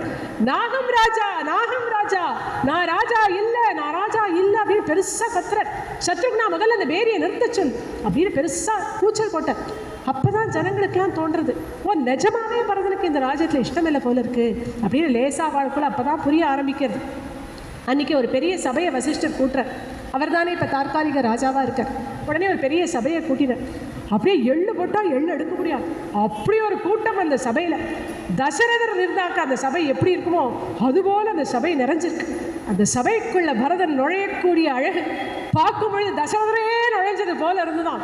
அப்பேற்பட்ட ஆக்கிருதி, அப்பேற்பட்ட பராக்கிரமம், அவ்வளவு தேஜஸ், அப்படி இல்லை ராஜ்யத்துக்கான ராஜகுமாரனுக்கான அத்தனை அலங்காரங்களோடையும் வரார் பரதன். ஆனால் வினயம் அப்படியே உள்ளே வந்து சிம்மாசனத்தை பிரதட்சணம் வந்து மந்திரிகள் எல்லாம் எங்கே உட்காரணும் அந்த இடத்துல உட்காந்துட்டு வசிஷ்டரை பார்த்தாராம். வசிஷ்டர் தானே இந்த சபையை கூட்டியிருக்கார், அவர் தான் அதை பேச ஆரம்பிக்கிறார். பித்ரா பிராதா சதே தத்தம் ராஜ்யம் நிஹத கண்டகம் தத்புங்ஷ்வ முதிதா மாத்ரஹ க்ஷிப்ரமேவ அபிஷேச்சய. பரதா, உங்கள் அப்பாவும் உங்கள் அண்ணாவுமா இந்த ராஜ்யத்தை உன்கிட்ட ஒப்படைக்க சொல்லியிருக்கான். அந்த வேலையை தான் இப்போ நான் பண்ணுறேன். அண்ணாவும் காட்டுக்கு போயாச்சு, அப்பாவும் உயிரை விட்டாச்சு. அதனால் பரதா, இந்த ராஜ்யத்தை நீ ஏற்றுண்டு சீக்கிரமே க்ஷிப்ரமேவ அபிஷேகி, உடனே நீ பட்டாபிஷேகம் பண்ணிட்டு எல்லா மந்திரிகளோடையும் சேர்ந்துருந்து நல்லபடியாக அந்த ராஜ்யத்தை பரிபாலனம் பண்ணிட்டு வா அப்படின்னு வசிஷ்டர் சொல்கிறார். அவர் சைட்லேருந்து சொல்கிறது நியாயம்தான், ஏன்னா அப்படி தானே சொல்லியிருக்காரு. ராமனும் பரதனுக்கு பட்டாபிஷேகம் அப்படி தானே பேசியிருக்கு. ராஜா காலமானது தான் நடுவில் டிஃப்ரெண்ட்டாக நடந்திருக்கு, இல்லைன்னா பரதனுக்கு தானே பட்டாபிஷேகம். அதனால் அவர் தன்னுடைய காரியத்தை தான் பண்ணுறார். ஆனால் இதை தாங்கலை பரதனுக்கு. பரதன் நினச்சிக்கிறார், சரி அம்மாவுக்கு புரியல, ஜனங்களுக்கெல்லாம் புரியலன்னா குருவாக இருக்கக்கூடிய வசிஷ்டருக்கு கூடவா எது நியாயம் எது தர்மம் அப்படிங்கிறது தெரியல. என்ன போய் ராஜ்யத்தை ஏற்றுக்கோ அப்படிங்கிறாரே, ராஜ்யம் அப்படிங்கிறது மூத்தவனுக்கு தான் அப்படிங்கிறது வழி வழியாக எல்லாருக்கும் தெரிஞ்சிருக்க, இவரும் என்ன புரிஞ்சுக்காம உடனே ராஜ்ய பரிபாலனம் பண்ணு அப்படின்னு சொல்கிறாரே அப்படின்னு மறுபடியும் கண்களில் கண்ணீர். சபாஷ்ப கலையா வாச்சா கலஹம் சஸ்வரோ யுவா விலல सभा मध्ये जहर्गे च पुरोहितं चरित ब्रह्मचर्यस्य विद्या स्नातस्य धीमतः धर्मं नियतमानस्य को राज्यं मद्वितो हरेते कथं दशरथा जातः भवेद् राज्यापहारकः राज्यं चाहं च रामस्य धर्मं वक्तुमिहार्हसि. வசிஷ்டரை பார்த்து அழகாக பேசுகிறார், கண்களில் கண்ணீர் வருது, ஆனால் உறுதியாக பேசுகிறார், வினயத்தோடு பேசுகிறார், ஆனால் திருடமான வார்த்தைகளை சொல்லி பேசுகிறார். சுவாமி, நீங்கள் தான் எங்கள் எல்லாருக்குமே குரு, உங்ககிட்ட தான் நாங்கள் எல்லா தர்மங்கள் வேதங்கள் எல்லாமே கற்றுருக்கோம். தர்மம் என்னது அப்படிங்கிறத நீங்கள் தான் எங்களுக்கே சொல்லி கொடுத்துருக்கேன். தர்மத்தை மீறி நடக்கக்கூடாது அப்படிங்கிறத நீங்கள் தான் சொல்லி கொடுத்துருக்கேன். அப்படி இருக்க இப்போ நீங்களே தர்மத்தை மீற சொல்கிறேன். நான் தசரதனுடைய பிள்ளை, தசரதர் பிள்ளையா இருந்துட்டு இந்த ராஜ்யத்தை அபகரிக்க நான் நினைப்பேனா? நான் என்ன திருடனா அடுத்தவனுடைய சொத்துக்கு ஆசைப்படுறதுக்கு? ராஜ்யம் சாகம் ச ராமஸ்ய, இந்த ராஜ்யமும் ராமண்ணாவுடையது, நானும் ராமண்ணாவுடைய சொத்து. ஒரு சொத்தை இன்னொரு சொத்தை எப்படி ஆட்சி பண்ண முடியும்? எங்கள் ரெண்டு பேரையும் சேர்த்து ராமண்ணா தானே ஆட்சி பண்ணணும். அப்படி இருக்க இது ராமண்ணாவுடைய ராஜ்யம், ஒரு பொழுதும் என்னால் இதை ஏற்றுக்க முடியாது. மூத்தவா எப்படி நகுஷன், திலீபன், தசரதன் எல்லாரும் மூத்தவர்கள் தான் ராஜ்யத்தை ஏத்துண்டு ராஜ்ய பரிபாலனம் பண்ணிட்டு வந்தாலும் அதுபோல இந்த ராஜ்யம் ராமண்ணாவுக்கு மட்டும்தான், இதை நான் எடுத்துக்க முடியாது அப்படின்னு பரதன் சொல்றார். சபையில தைரியமாக வசிஷ்டர் இடத்துல சொல்றார். வசிஷ்டர் சொல்ற, சரிடா பரதா, இப்ப என்ன பண்ண போற? சர்வோபாயம் சவர்த்திஷே நிவர்த்தைதும் வனாத். உடனே இப்ப காட்டுக்கு போக போறேன், ராமண்ணாவை போய் பார்த்து உடனே இங்கே கூட்டின்னு வந்துட போகிறேன். முடிஞ்சா அங்கேயே அண்ணாவுக்கு பட்டாபிஷேகம் பண்ணிடுவேன். இல்லை இல்லை அப்படின்னு அதுக்கு சம்மதிக்கலைன்னா அயோத்திக்கு கூட்டின்னு வந்து இந்த சிம்மாசனத்தில் உட்காந்து வச்சு அண்ணாவுக்கு அபிஷேகம் பண்ணத்தான் போகிறேன். அண்ணாவுடைய ராஜ்யம் அண்ணாவிடத்துல ஒப்படைக்க போகிறேன். ராமண்ணாவை பார்க்க போகிறேன். யாரெல்லாம் என் கூட வரையலோ எல்லாரும் வரலாம் அப்படின்னு அந்த சபையில் சொன்னோன்னே பெரிய ஒரு ஆரவாரம் ஏற்பட்டு தான். மேதினியும் கம்பையன் இவ அப்படின்னு ராமனுக்கு பட்டாபிஷேகம்னு சொன்னப்ப எப்படி எப்படி கிடுகிடுக்கிறது போல அத்தனை ஜனங்களும் ஒரு பெரிய ஆரவாரம் ஏற்படுத்தினான். அதுபோல அத்தனை பேரும் பெரிய கரகோஷம் ஏற்படுத்தினான். எல்லாரும் ராஜா ராமச்சந்திரமூர்த்திக்கு ஜெய் அப்படின்னு சொல்ல வேண்டியிருக்க இங்க எல்லாருமா சொல்றான் பரதாழ்வானிக்கு ஜெய் அப்படின்னாலாம். எப்பேற்பட்ட தம்பி, இந்த ராஜ்யம் தனக்கு எந்த விதமான பிரயாசையும் படாம கிடைச்ச ராஜ்யம் கூட இல்லை இல்லை என்னுடைய கிடையாது அண்ணாவோடதுன்னு சொல்றானே, எப்பேற்பட்ட தர்மாத்மா இவன் அப்படின்னு அத்தனை ஜனங்களும் பரதனை கொண்டாடும் பொழுது சத்ருகன் ஓடி வந்து பரதனை கட்டிட்டார். அவருக்கு அவ்வளோ சந்தோஷம். அப்பாடா நல்ல வேளை வசிஷ்டர் புரிஞ்சுட்டார், அம்மாக்கள் புரிஞ்சுட்டாச்சு, பௌரஜனங்கள் புரிஞ்சுட்டாச்சு, எங்கள் அண்ணாவை எல்லாரும் நன்னா புரிஞ்சுட்டான் அப்படின்னு சத்ருகன் தான் இல்லை பேரானந்தம் அடையிற. அத்தனை பேரும் கிளம்பிட்டான். யார் இருப்பா அயோத்தியில்? எல்லாரும் ஸ்திரீகள் முதற்கொண்டு குழந்தைகளெல்லாம் தூக்கின்னு கிளம்பிட்டான். நேற்றுக்கு புருஷால் கிளம்பினா விட்டுட்டு போனாலும் இல்லையோ அப்போ ரொம்ப ஜாக்கிரதையாக எல்லாரும் சேர்ந்து குழந்தைகளோட சேர்ந்து கிளம்புறான். சதுரங்க சைன்யமே கிளம்புறது. 2 லட்சம் காலாட்படை, 1 லட்சம் குதிரைப்படை, 60,000 தேர்ப்படை, 9,000 யானைப்படை, அது மேலே இருக்கக்கூடிய வீரர்கள் அத்தனை பேரும் கிளம்புறான். கம்பங்கூத்தாடிகள் கிளம்புறா, குயவர்கள், பொறியாளர்கள், வைத்தியர்கள், யார் யாரெல்லாம் உண்டோ அத்தனை பேரும் சேர்ந்து ஒரு சாகரமே கிளம்பி போகிறது போல இருக்கும். இவ்வளோ பேரும் அங்கே எந்த இடத்துல ராமர் இருக்காரோ அது வரைக்கும் போகணுமே, வழியெல்லாம் நன்னா இருக்கணுங்கிறதுக்காக மார்க்கங்கள் எல்லாம் ரொம்ப பரதன் ஏற்கனவே ஏற்பாடு பண்ணுற. ஜலாசயம் எங்கே தேவை இருக்கோ அங்கே ஜலாசயம் ஏற்படுத்துகிற, தேவையில்லாத இடத்துல அதை க்ளோஸ் பண்ணுற, எங்கெங்கே மரங்கள் வேணுமோ அங்கே வைக்கிற, வேண்டாத இடங்கள்லேருந்து மரங்களை பெயர்த்து வேணுங்கிற இடத்துல வச்சாராம். டிரான்ஸ்பிளான்டேஷன்லாம் அப்பயே பண்ணியிருந்தான். அப்படி எல்லாருமா சேர்ந்து பெரிய சாகரம் போல அத்தனை பேரும் ராமனையே மனசில் வச்சுட்டு எல்லார் வாக்குலையும் ஹிருதயத்திலையும் ராமன் மட்டும்தான். ஸ்ரீராம ஜெய ராம ஜெய ஜெய ராமா, ஸ்ரீராம ஜெய ராம ஜெய ஜெய ராமா, ஸ்ரீராம ஜெய ராம ஜெய ஜெய ராமா, ஸ்ரீராம ஜெய ராம ஜெய ஜெய ராமா. அத்தனை பேரும் பெருசாக சாகரம் போல கிளம்பி முதல்ல போய் சேரக்கூடிய இடம் ஸ்ருங்கிபேரபுரம். நமக்கெல்லாம் ரொம்ப பரிச்சயமான இடம், குகன் இருக்கக்கூடிய இடம். அப்போ அங்கேருந்து தள்ளி வரும்பொழுதே குகன் இங்கேருந்து பார்க்குறேன். அங்கே கோவிதார விருட்சம் பொறிக்கப்பட்ட அந்த கொடி தெரியறது. இங்கேருந்து பார்த்த உடனே குகனுக்கு புரிஞ்சு போயிடுது, ஓ இது அயோத்தியிலேருந்து வந்திருக்கக்கூடிய மனுஷாளுடையது தான் தெரியுது. பெரிய சைன்யம் வந்திருக்கேன். தசரதர் காலமாயாச்சுங்கிற விஷயம் செவி வழி செய்தியாக குகனுக்கு தெரியும். அப்போ இப்போ வந்திருக்கிறது யாராக இருக்கும்? பரத சத்ருகனால் தான் வந்திருப்பா. பெரிய சைன்யத்தோடு வந்திருக்கா அப்படின்னு உஷாராயிட்டார் குகன். எல்லா செம்படவர்கள் வேடுவர்கள் எல்லாரையும் கூப்பிட்டு ஒரு மீட்டிங் போட்டார். எல்லாரும் இங்கே வாங்கும், அதோ பெரிய சைன்யம் வந்திருக்கேன், அது அயோத்தியிலிருந்து தான் வந்திருக்கு. பரதனும் சத்ருகனும் தான் சைன்யத்தை கூட்டின்னு வந்திருக்கான். ராமருடைய தம்பி பரத சத்ருகனால் நிச்சயமாக தார்மீகர்களாக தான் இருப்பான், அதில் சந்தேகமே கிடையாது. இருந்தாலும் பெரிய சைன்யத்தோட வந்திருக்கிறதுனால எனக்கு ஒரு சந்தேகமும் ஏற்படுறது. ஒருவேளை ராமனுக்கு ஏதாவது பர்மனெண்ட்டாக ஒரு ஹானியை ஏற்படுத்திட்டு அந்த ராஜ்யத்தை தானே அனுபவிக்கணும்னு பரதன் நினைச்சாலும் நினைக்கலாம். வெறும் ராமனை பார்க்கணும்னா 2 பேரும் மட்டும்தானே வந்திருக்கணும். சைன்யத்தோட வந்ததுனால எனக்கு இந்த சந்தேகம் ஏற்படுறது. இது வெறும் சந்தேகம்தான். நான் எதுக்கும் போய் அதை கிளாரிஃபை பண்ணிட்டு வந்துடுறேன். ஆனால் நீங்கள் எல்லாரும் தயாராக இருக்கணும். ஒரு கையில் துடுப்பு வச்சுக்கோங்க, ஒரு கையில் ஈட்டி வச்சுக்கோங்க. பரதன் நல்ல எண்ணத்தோட வந்திருந்தா அவர் இந்த கங்கையை கடக்க நம்மளையே கூட்டிகிட்டு போய் ராமனை பார்க்கறதுக்கு ஒத்தாசை பண்ணலாம். ஒரு கால் தவறான எண்ணத்தில் ராமனுக்கு ஆபத்தை விளைவிக்கணும் அப்படிங்கிற எண்ணத்தோட பரதன் வந்திருந்தா நிச்சயமாக விடக்கூடாது. பரதனை நம்ம விடக்கூடாது, யுத்தம் பண்ணுவோம், எல்லாருமா யுத்தம் பண்ணி பரதனை விடாமல் பண்ணிவிடுவோம் அப்படின்னு குஹன் சொல்லும் பொழுது வயசான ஒரு செம்படவர் அங்கே இருந்தாராம். அவர் சொல்கிற, குஹா நீ சொல்கிறதெல்லாம் நல்லா தான் இருக்குது, நம்ம ஒரு 500 பேர் இருப்போமா? அங்கே பற்றியா 5 லட்சம் பேர் வந்திருக்கா, நம்ம எப்படா யுத்தம் பண்ணுறது? என்னவோ தைரியமாக பேசுறியே. அழகாக குஹன் சொன்னார், இருக்கட்டும்டா, ராம கைங்கரியம் பண்ணுறதுக்கு உற்சாகம் இருந்தால் போதும். ஆழி நெடுந்திரை 6 கடந்திவர் போவாரோ, வேழனிடம் படை கண்டு விலங்கிடம் வில்லாளோ, தோழமை என்றவர் சொல்லிய சொல்லொரு சொல்லன்றோ, ஏழமை வேடன் இறந்திலன் என்றனை ஏசாரோ. இப்பேற்பட்ட இந்த கங்கை, சமுத்திரம் போல இருக்கக்கூடிய கங்கையை என்ன மீறியவா கடந்து போயிடுவாளா? இவ்வளவு பெரிய படையை பார்த்து பயப்படக்கூடியவன் நான் அப்படின்னு நினைச்சுட்டேளா? தோழமைன்னு ஒரு வார்த்தை சொன்னாரே, குஹானி என் உயிர் தோழன், என் ஆத்ம சமசகான்னு சொன்னாரே, அப்பேற்பட்ட வார்த்தை எவ்வளோ பெரிய வார்த்தை, அதுக்கு நான் மதிப்பு கொடுக்க வேண்டாமா? ஒருவேளை பரதன் தவறான எண்ணத்தோட வந்து நானும் இந்த சைன்யத்தை பார்த்து பயந்து அந்த பரதனை கங்கையை கடக்கிறதுக்கு ஒத்தாசை பண்ணி அவனும் அங்கே போய் ராமனுக்கு ஏதாவது ஆபத்தை விளைவிக்க நான் தெரிஞ்சதுன்னா ராமன் என்ன நினைப்பேன்? குஹா, உன்னை நான் என் உயிர் தோழன்னு சொன்னேனே, உன் உயிரை கொடுத்தாலும் நீ என்னை காப்பாத்திருக்க வேண்டாமா அப்படின்னு கேட்பாரே, அந்த பழிச்சொல்லுக்கு நான் ஆளாவேனா? ஒரு பொழுதும் ஆளாக மாட்டேன்.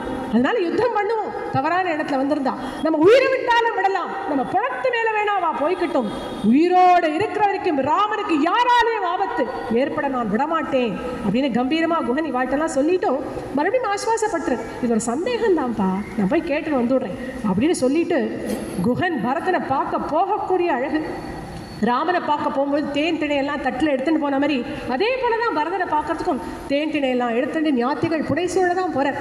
பரதனை பார்க்கும்போது அங்கேருந்து குஹன் வரும்பொழுதே பரதனுக்கு சுமந்திரர் சொல்கிறார், பரதா அங்கே வரா பத்தியா, அவர் தான் குஹன், உங்கள் அண்ணா ராமனுடைய ஆத்ம சமசகா.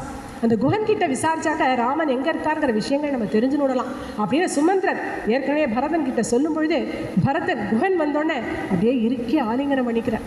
முன்ன பின்ன பார்த்தது கிடையாது குஹனை பரதன், இருந்தாலும் அண்ணாவுடைய நண்பன் அப்படிங்கிறதுனாலே ஆலிங்கனம் பண்ணிக்கிறேன்.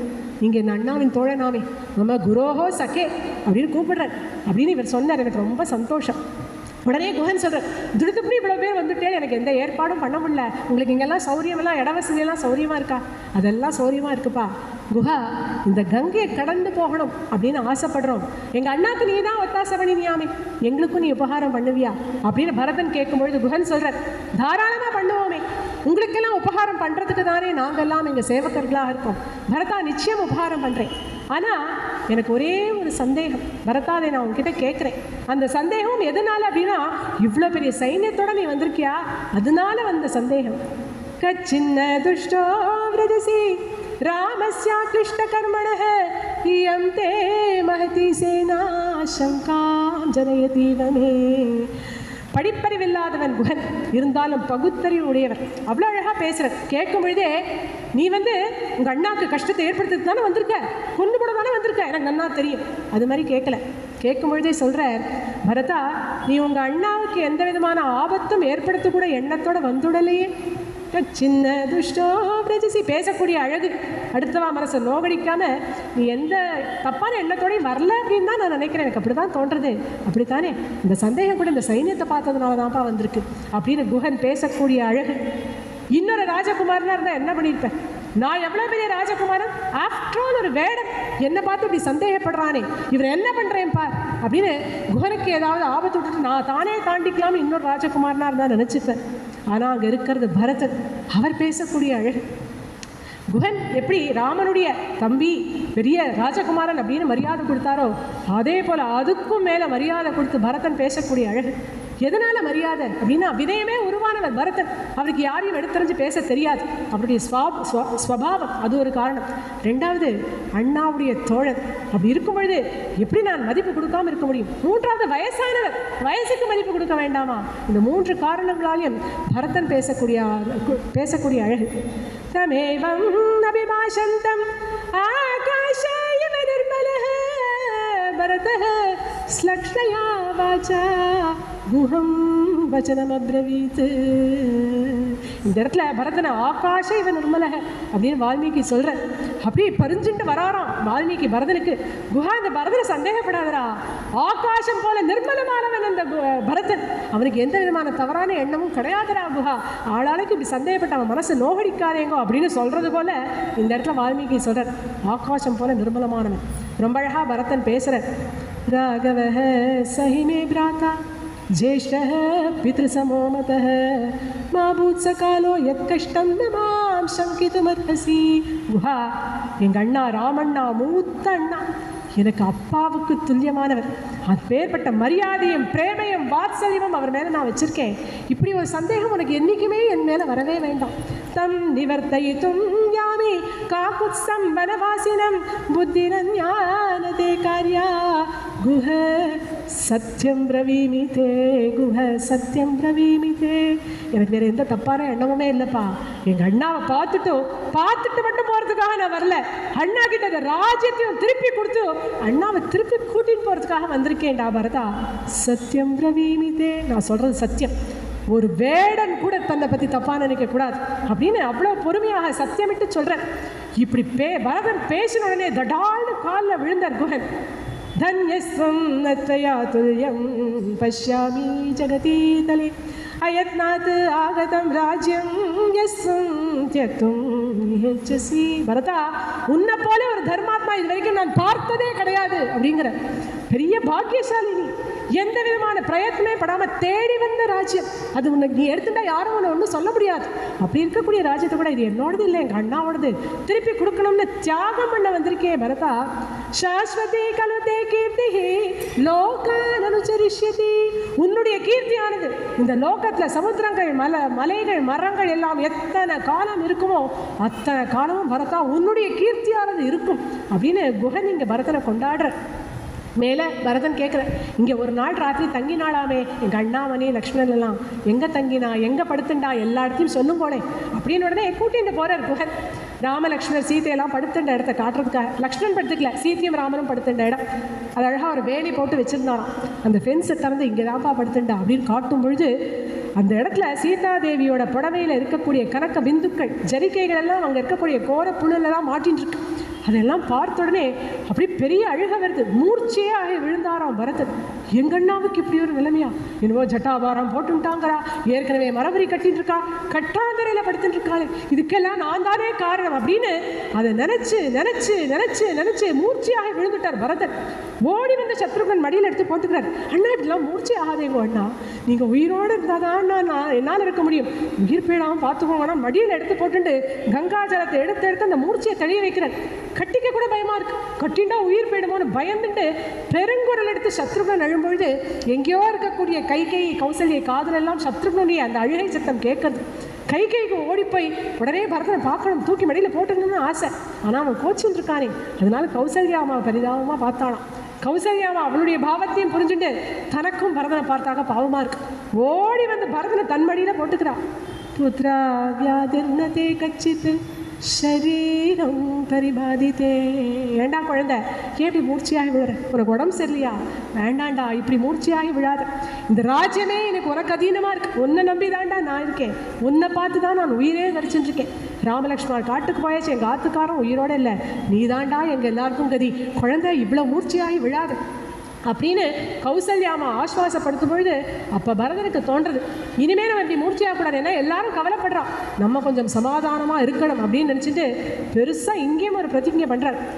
அத்ய பிரபதி பூமௌ தூ சைஷ்யேஷு த்ரிணேஷு வா பலமூலாசனோ நித்யம் ஜட்டாச்சீராணி தாரயன். இதோ இப்பெரிய நான் ஒரு பிரதிஜை பண்ணுறேன், எங்கள் அண்ணா எத்தனை நாள் ஜட்டாபாரம் போட்டு மரவரி கட்டிட்டு இருக்காரோ அது நாள் வரைக்கும் நானும் ஜட்டாபாரம் தான் போட்டுப்பேன், மரவரி தான் கட்டிப்பேன், பலமூலாசன் பழங்கள் கிழங்குகள் மட்டும்தான் சாப்பிடுவேன், கட்டாந்தரையில் தான் படுத்துப்பேன் அப்படின்னு பெருசாக ஒரு பிரதிஜை பண்ணுறேன். அப்படி பிரதிஜை பண்ணிவிட்டு அடுத்த நாள் அன்றைக்கி ராத்திரி அங்கே கங்கா நதி கரையிலேயே தங்குறா.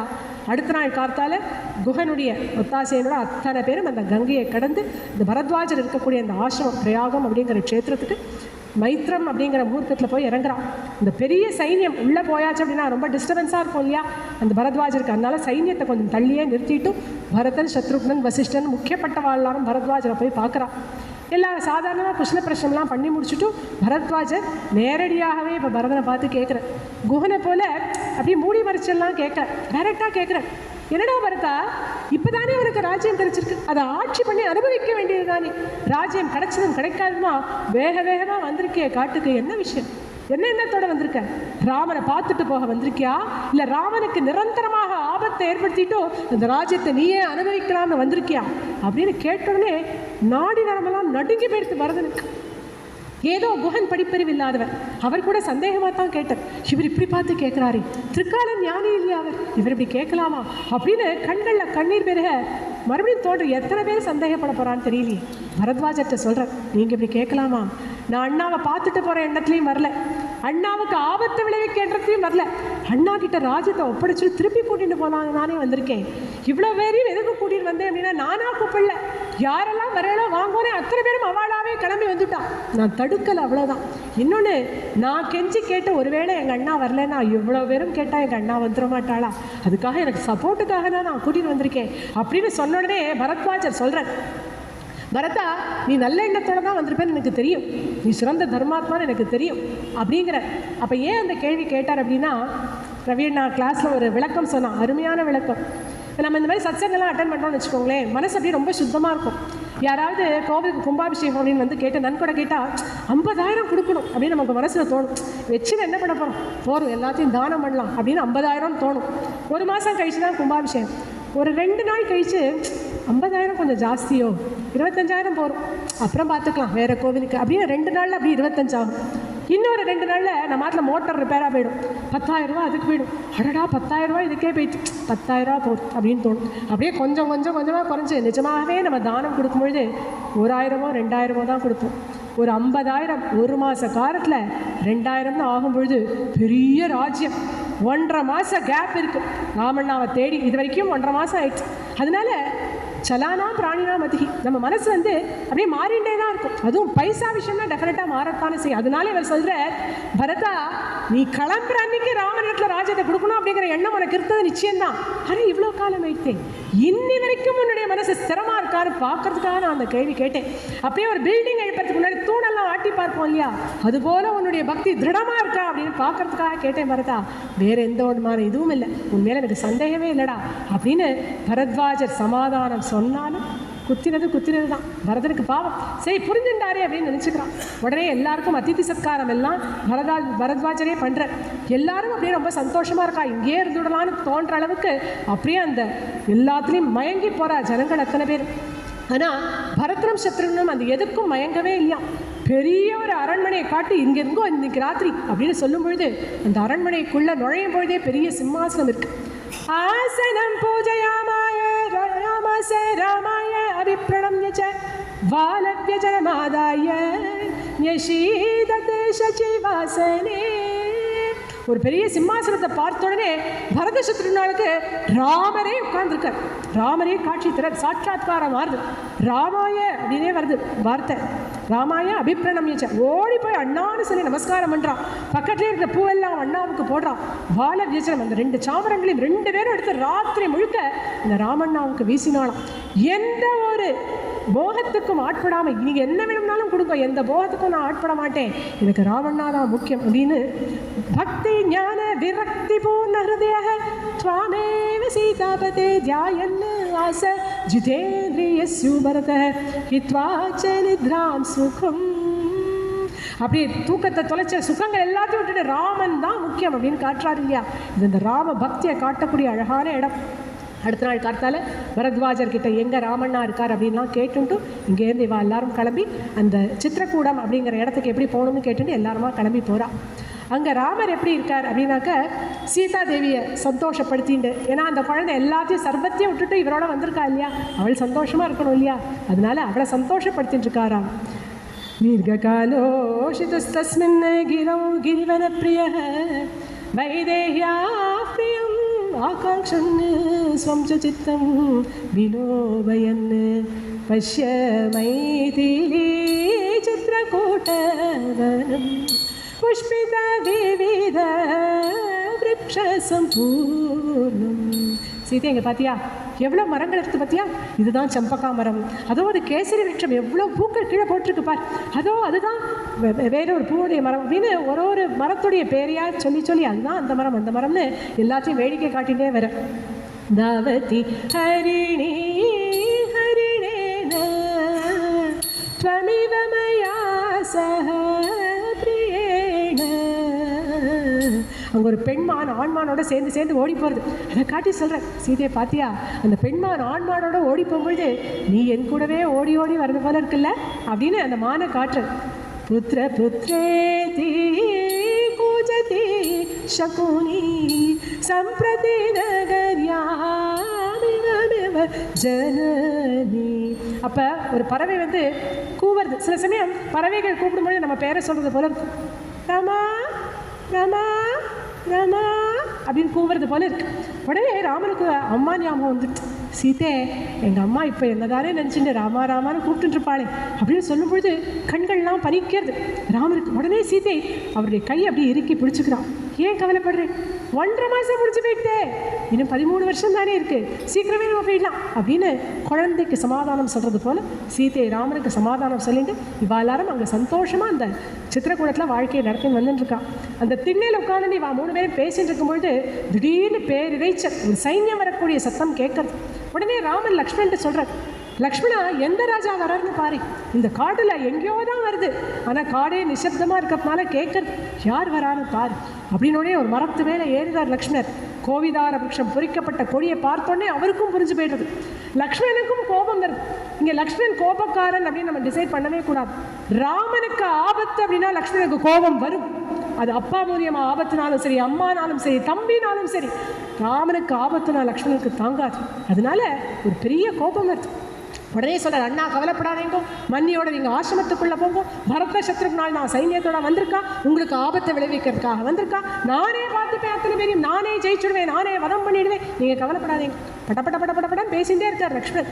ராமர் பார்த்தா, போதுண்டா லக்ஷ்மணா நிறுத்து, பேசிகிட்டே போறியே, உன்னை நான் ஒன்று கேட்குறேன், இன்னி வரைக்கும் பரதன் உனக்கோ எனக்கோ ஏதாவது தப்பு நினச்சிருப்பானாடா? இல்லை அண்ணா. அப்போ நீ மட்டும் ஏன்டா அவரை பற்றி தப்பாக நினைக்கிறேன்? धर्ममर्थं च कामं च पृथिव्यां चापि लक्ष्मण इच्छामि भवतामर्थम् एतत् प्रतिशृणोमि ते. ஒன்று தெரிஞ்சுக்கோடா லக்ஷ்மணா, தர்மம் அர்த்தம் காமம் இந்த ராஜ்யம் எல்லாமே உங்கள் சகோதரர்களுக்காக தான் நான் ஏற்றுக்கிறேன். எனக்கு இந்த ராஜ்யத்தை இஷ்டம் கிடையாது, நம்ம எல்லாரும் சேர்ந்து அனுபவிக்கணும் அப்படிங்கிறதுக்காக தான் நான் ஆசைப்படுறேன். எந்த பரதனுக்காக ராஜ்யத்தை தியாகம் பண்ணிட்டு வந்துட்டேனோ அந்த பரதனையே வதம் பண்ணிடலான்னு சொல்றீங்க, அப்புறம் நான் பண்ணின தியாகத்துக்கு என்னடா அர்த்தம்? பரதன் மட்டும் இல்லை, பரதனோ நீயோ சத்ருகனோ இல்லாமல் நான் ஏதாவது கொஞ்சம் சுகம் அனுபவிச்சாலும் அது அந்த அக்னியானது அதை அப்படியே பஸ்மாக்கிடட்டும், எனக்கு அப்படி ஒரு சுகம் வேண்டாம். நகிதே நிஷ்டுரம் பாச்சோ பரதஹ நா பிரியம் பஜஹ. நீ பரதனை பற்றி இனிமேல் தப்பாக எதுவும் பேசாது. பரதனை பற்றி நீ சொல்லக்கூடிய ஒரு வார்த்தையும் என்ன சொல்கிறது போல இருக்கடா லக்ஷ்மணா, வேண்டாம். அவன் சமத்தான குழந்தை, என் மேலே அப்படி ஒரு பிரியத்தை வச்சுருக்கான். என் மம பிராணாத்து பிரியத்தரக, என் பிராணனை காட்டிலும் பரதன் வசதி அப்படின்னு பரதனை பற்றி தப்பாக சொல்லாதன்னு சொன்னோடனே லக்ஷ்மணனுக்கே கொஞ்சம் வெக்கமாக இருக்குது. நம்ம கொஞ்சம் அவசரப்பட்டு பரதனை தப்பாக சொல்லிட்டோமோ அப்படின்னு கீழே இறங்கிட்டு மன்னிப்பு கேட்டுக்கிற ராமர்கிட்ட. வாழாமல் இங்கே காத்துட்டு இருக்கும்பொழுது அங்கேருந்து பரதன் வர இங்கே இதுக்கும் வந்தாச்சு, சித்திரகூடம் அப்படிங்கிற அந்த இடத்துக்கும் வந்தாச்சு. ஆனால் ராமன் இன்னும் எங்கேன்னு தெரியலையே அப்படின்னு சத்ருக்னன்ட்ட புலம்பின்ண்டே வர, எனக்கு சாந்தியே இல்லைடா, இவ்வளோ காலம் வந்தாச்சு இங்கேயும் வந்தாச்சு, இந்த ராமன் நாங்கள் பார்க்கலையே. யாவந்த ராமம் ரக்ஷ்யாமி லக்ஷ்மணம் வா மகாபலம் வைதேகி வா மகாபாகா நமே சாந்தி பவிஷ்யதி. ராமண்ணாவையோ லக்ஷ்மணனையோ சீதாமன்யவோ பார்க்குற வரைக்கும் எனக்கு சாந்தி கிடையாது. அந்த அண்ணாவுக்கு அபிஷேகம் பண்ணுற வரைக்கும், பட்டாபிஷேகம் பண்ணுற வரைக்கும் எனக்கு சாந்தி கிடையாதுடா அப்படின்னு பேசிகிட்டே வரும்பொழுது அங்கே ஒரு மலை மேலே ஒரு ஆசிரமத்திலேருந்து புகை உள்ள அக்னி உள்ள ஏதோ அக்னி காரியம் நடக்கிறது, புகை வெளியில் தெரியுது. உடனே சத்ருகன் சொல்கிறான்னா, அங்கே பார்த்தீங்களா அந்த ஆசிரமத்தில் புகையெல்லாம் வருது, நிச்சயமாக அங்கே யாராலும் இருப்பா மனுஷா அப்படின்னு சொல்லிட்டு இருக்கும்பொழுதே போகிற வழியிலே 2 கோதண்டங்கள் தொங்குது, 2 மரபுரிகள் அப்படியே காய போட்டிருக்கு, அப்படியே அம்புராத்துறைகள் 2 தொங்க விட்டுருந்து அப்படின்னு தெரிஞ்ச உடனே நிச்சயமாக இது ராமலக்ஷ்மணன் தான் அங்கே இருக்கா அப்படிங்கிறத தெரிஞ்சுட்டு பரதன் மறுபடியும் சொல்கிறேன், நீங்கள் எல்லாரும் உள்ள வாங்கோ, நானும் சத்ருகனும் முதல்ல போய் ராமண்ணாவை பார்க்க போகிறோம் அப்படின்னு அந்த மலைக்கிட்ட போயாச்சு. இங்கேருந்து இந்த ஆசிரமத்துக்கு போகிறதுக்கு ஒரு 5 நிமிஷம் ஓடி ஓடி தான் போகிறான். போகும்பொழுதே ராமனை பார்க்க போகிறோம், ராமனை பார்க்க போகிறோன்னு ஆசையாக இங்கேருந்து பரதன் போகிறேன். அந்த ஆசிரமத்துடைய திண்ணையில் ஒரு காலை மடித்து இன்னொரு காலை கீழே போட்டுண்டு தர்பாசனத்தில் சின்முதிரையை வச்சுட்டு ராமச்சந்திர பிரபு அப்படியே உட்காந்துட்டுருக்க. கீழேந்து பார்க்குற பரதன் அந்த 5 நிமிஷத்துக்குள்ள அந்த ராமனை பார்க்கும் பொழுது பரதனுடைய மனசில் என்னெல்லாம் பாவங்கள் ஏற்படுறது அப்படின்னு ஒரு 4-5 ஸ்லோகம். நிரீக்ஷ முகூர்த்தம் தூ ததர்ஷ பரதோ குரும் உட்டஜே ராமமாசீனம் ஜட்டாமண்டலதாரிணம் கிருஷ்ணாஜினதரம் தம் தூ क्षीरवल्कलवाससं ददर्श राममासीनम् अभितः पावकोपमं सिंहस्कन्दं महाबाहुं पुण्डरीकानिवेक्षणं पृथिव्या सागरान्ताया भर्तारं धर्मचारिणम् उपविष्टं महाबाहुं ब्रह्माणं इव शाश्वतं सण्डिले दर्भसंस्थीने सीतया लक्ष्मणेन च तं दृष्ट्वा भरतः श्रीमान् दुःखमोहः परिप्लुतः अभ्यदावत् धर्मात्मा भरतः कैकेयीसुतः यः संसदि प्रकृतिभिः भवेद्युक्त उपासितुं वन्यमृगैरुपासीनः सोऽयमास्य ममाग्रजः वासोभिः बहुसहस्रैश्च यो महात्मा पुरोजितः मृगाजिनैः सोऽयमिह प्रपस्ते धर्ममाचरन् मन्निमित्तम् एदं दुःखं प्राप्तो रामो सुखोचितः धिक्जीवितं नृशंसस्य मम लोकविगर्हितम् उक्त्वा आर्येति सकृद्धीनं पुनर्नो वापकिञ्चन पादौ अप्राप्य रामस्य पपात चरणौ रुदन् शत्रुघ्नं चापि रामस्य भवन्ते चरणौ रुदन् तावुभौ समालिङ्ग्य रामोऽपि अश्रूणि अवर्तयत्. இங்கேருந்து பார்க்குறேன், நிரீக்ஷ முகூர்த்தம் தூ கிழேந்து பார்க்கும்பொழுது ராமனை பார்க்கும்பொழுது ததர்ஷ பரதோ குரும், குருவை பார்த்தது போல இருந்துதான், ஜெகத் குருவையே பார்த்தது போல இருந்துதான். தட்சிணாமூர்த்தியை மாதிரி அவ்வளோ அழகாக கம்பீரமாக ராமர் உட்கார்ந்துட்டு இருக்கிறது இங்கேருந்து பார்க்குறேன். இப்போதான் ராமர் ஜட்டாபாரம் போட்டுருக்கார், மரவரி கட்டிட்டு இருக்காருன்னு செவி வழி செய்தியாக தெரியும். இப்போதானே நேரம் பார்க்குறேன், எங்கள் அண்ணாவுக்கு இப்படி ஒரு நிலைமை வந்ததே அப்படிங்கிற சோகம் ஏற்பட்டாலும் அந்த அண்ணாவின் முகத்தில் இருக்கக்கூடிய தேஜஸ், அவர் பின்னாடி அப்படி ஒரு ஒளி வட்டம் இருக்கு.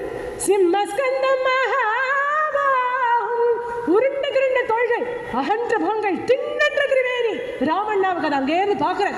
இந்த பிருத்திவியை ஆள பிறந்தவன் எங்க ராமண்ணா, இந்த சாகரங்கள் சூழப்பட்ட இந்த பூமிக்கு தலைவன், ஒரே எஜமானன், ஒரே பிரபு அந்த ராமன் எங்க ராமண்ணா அப்படின்னு இங்கேருந்து பார்க்குறேன்.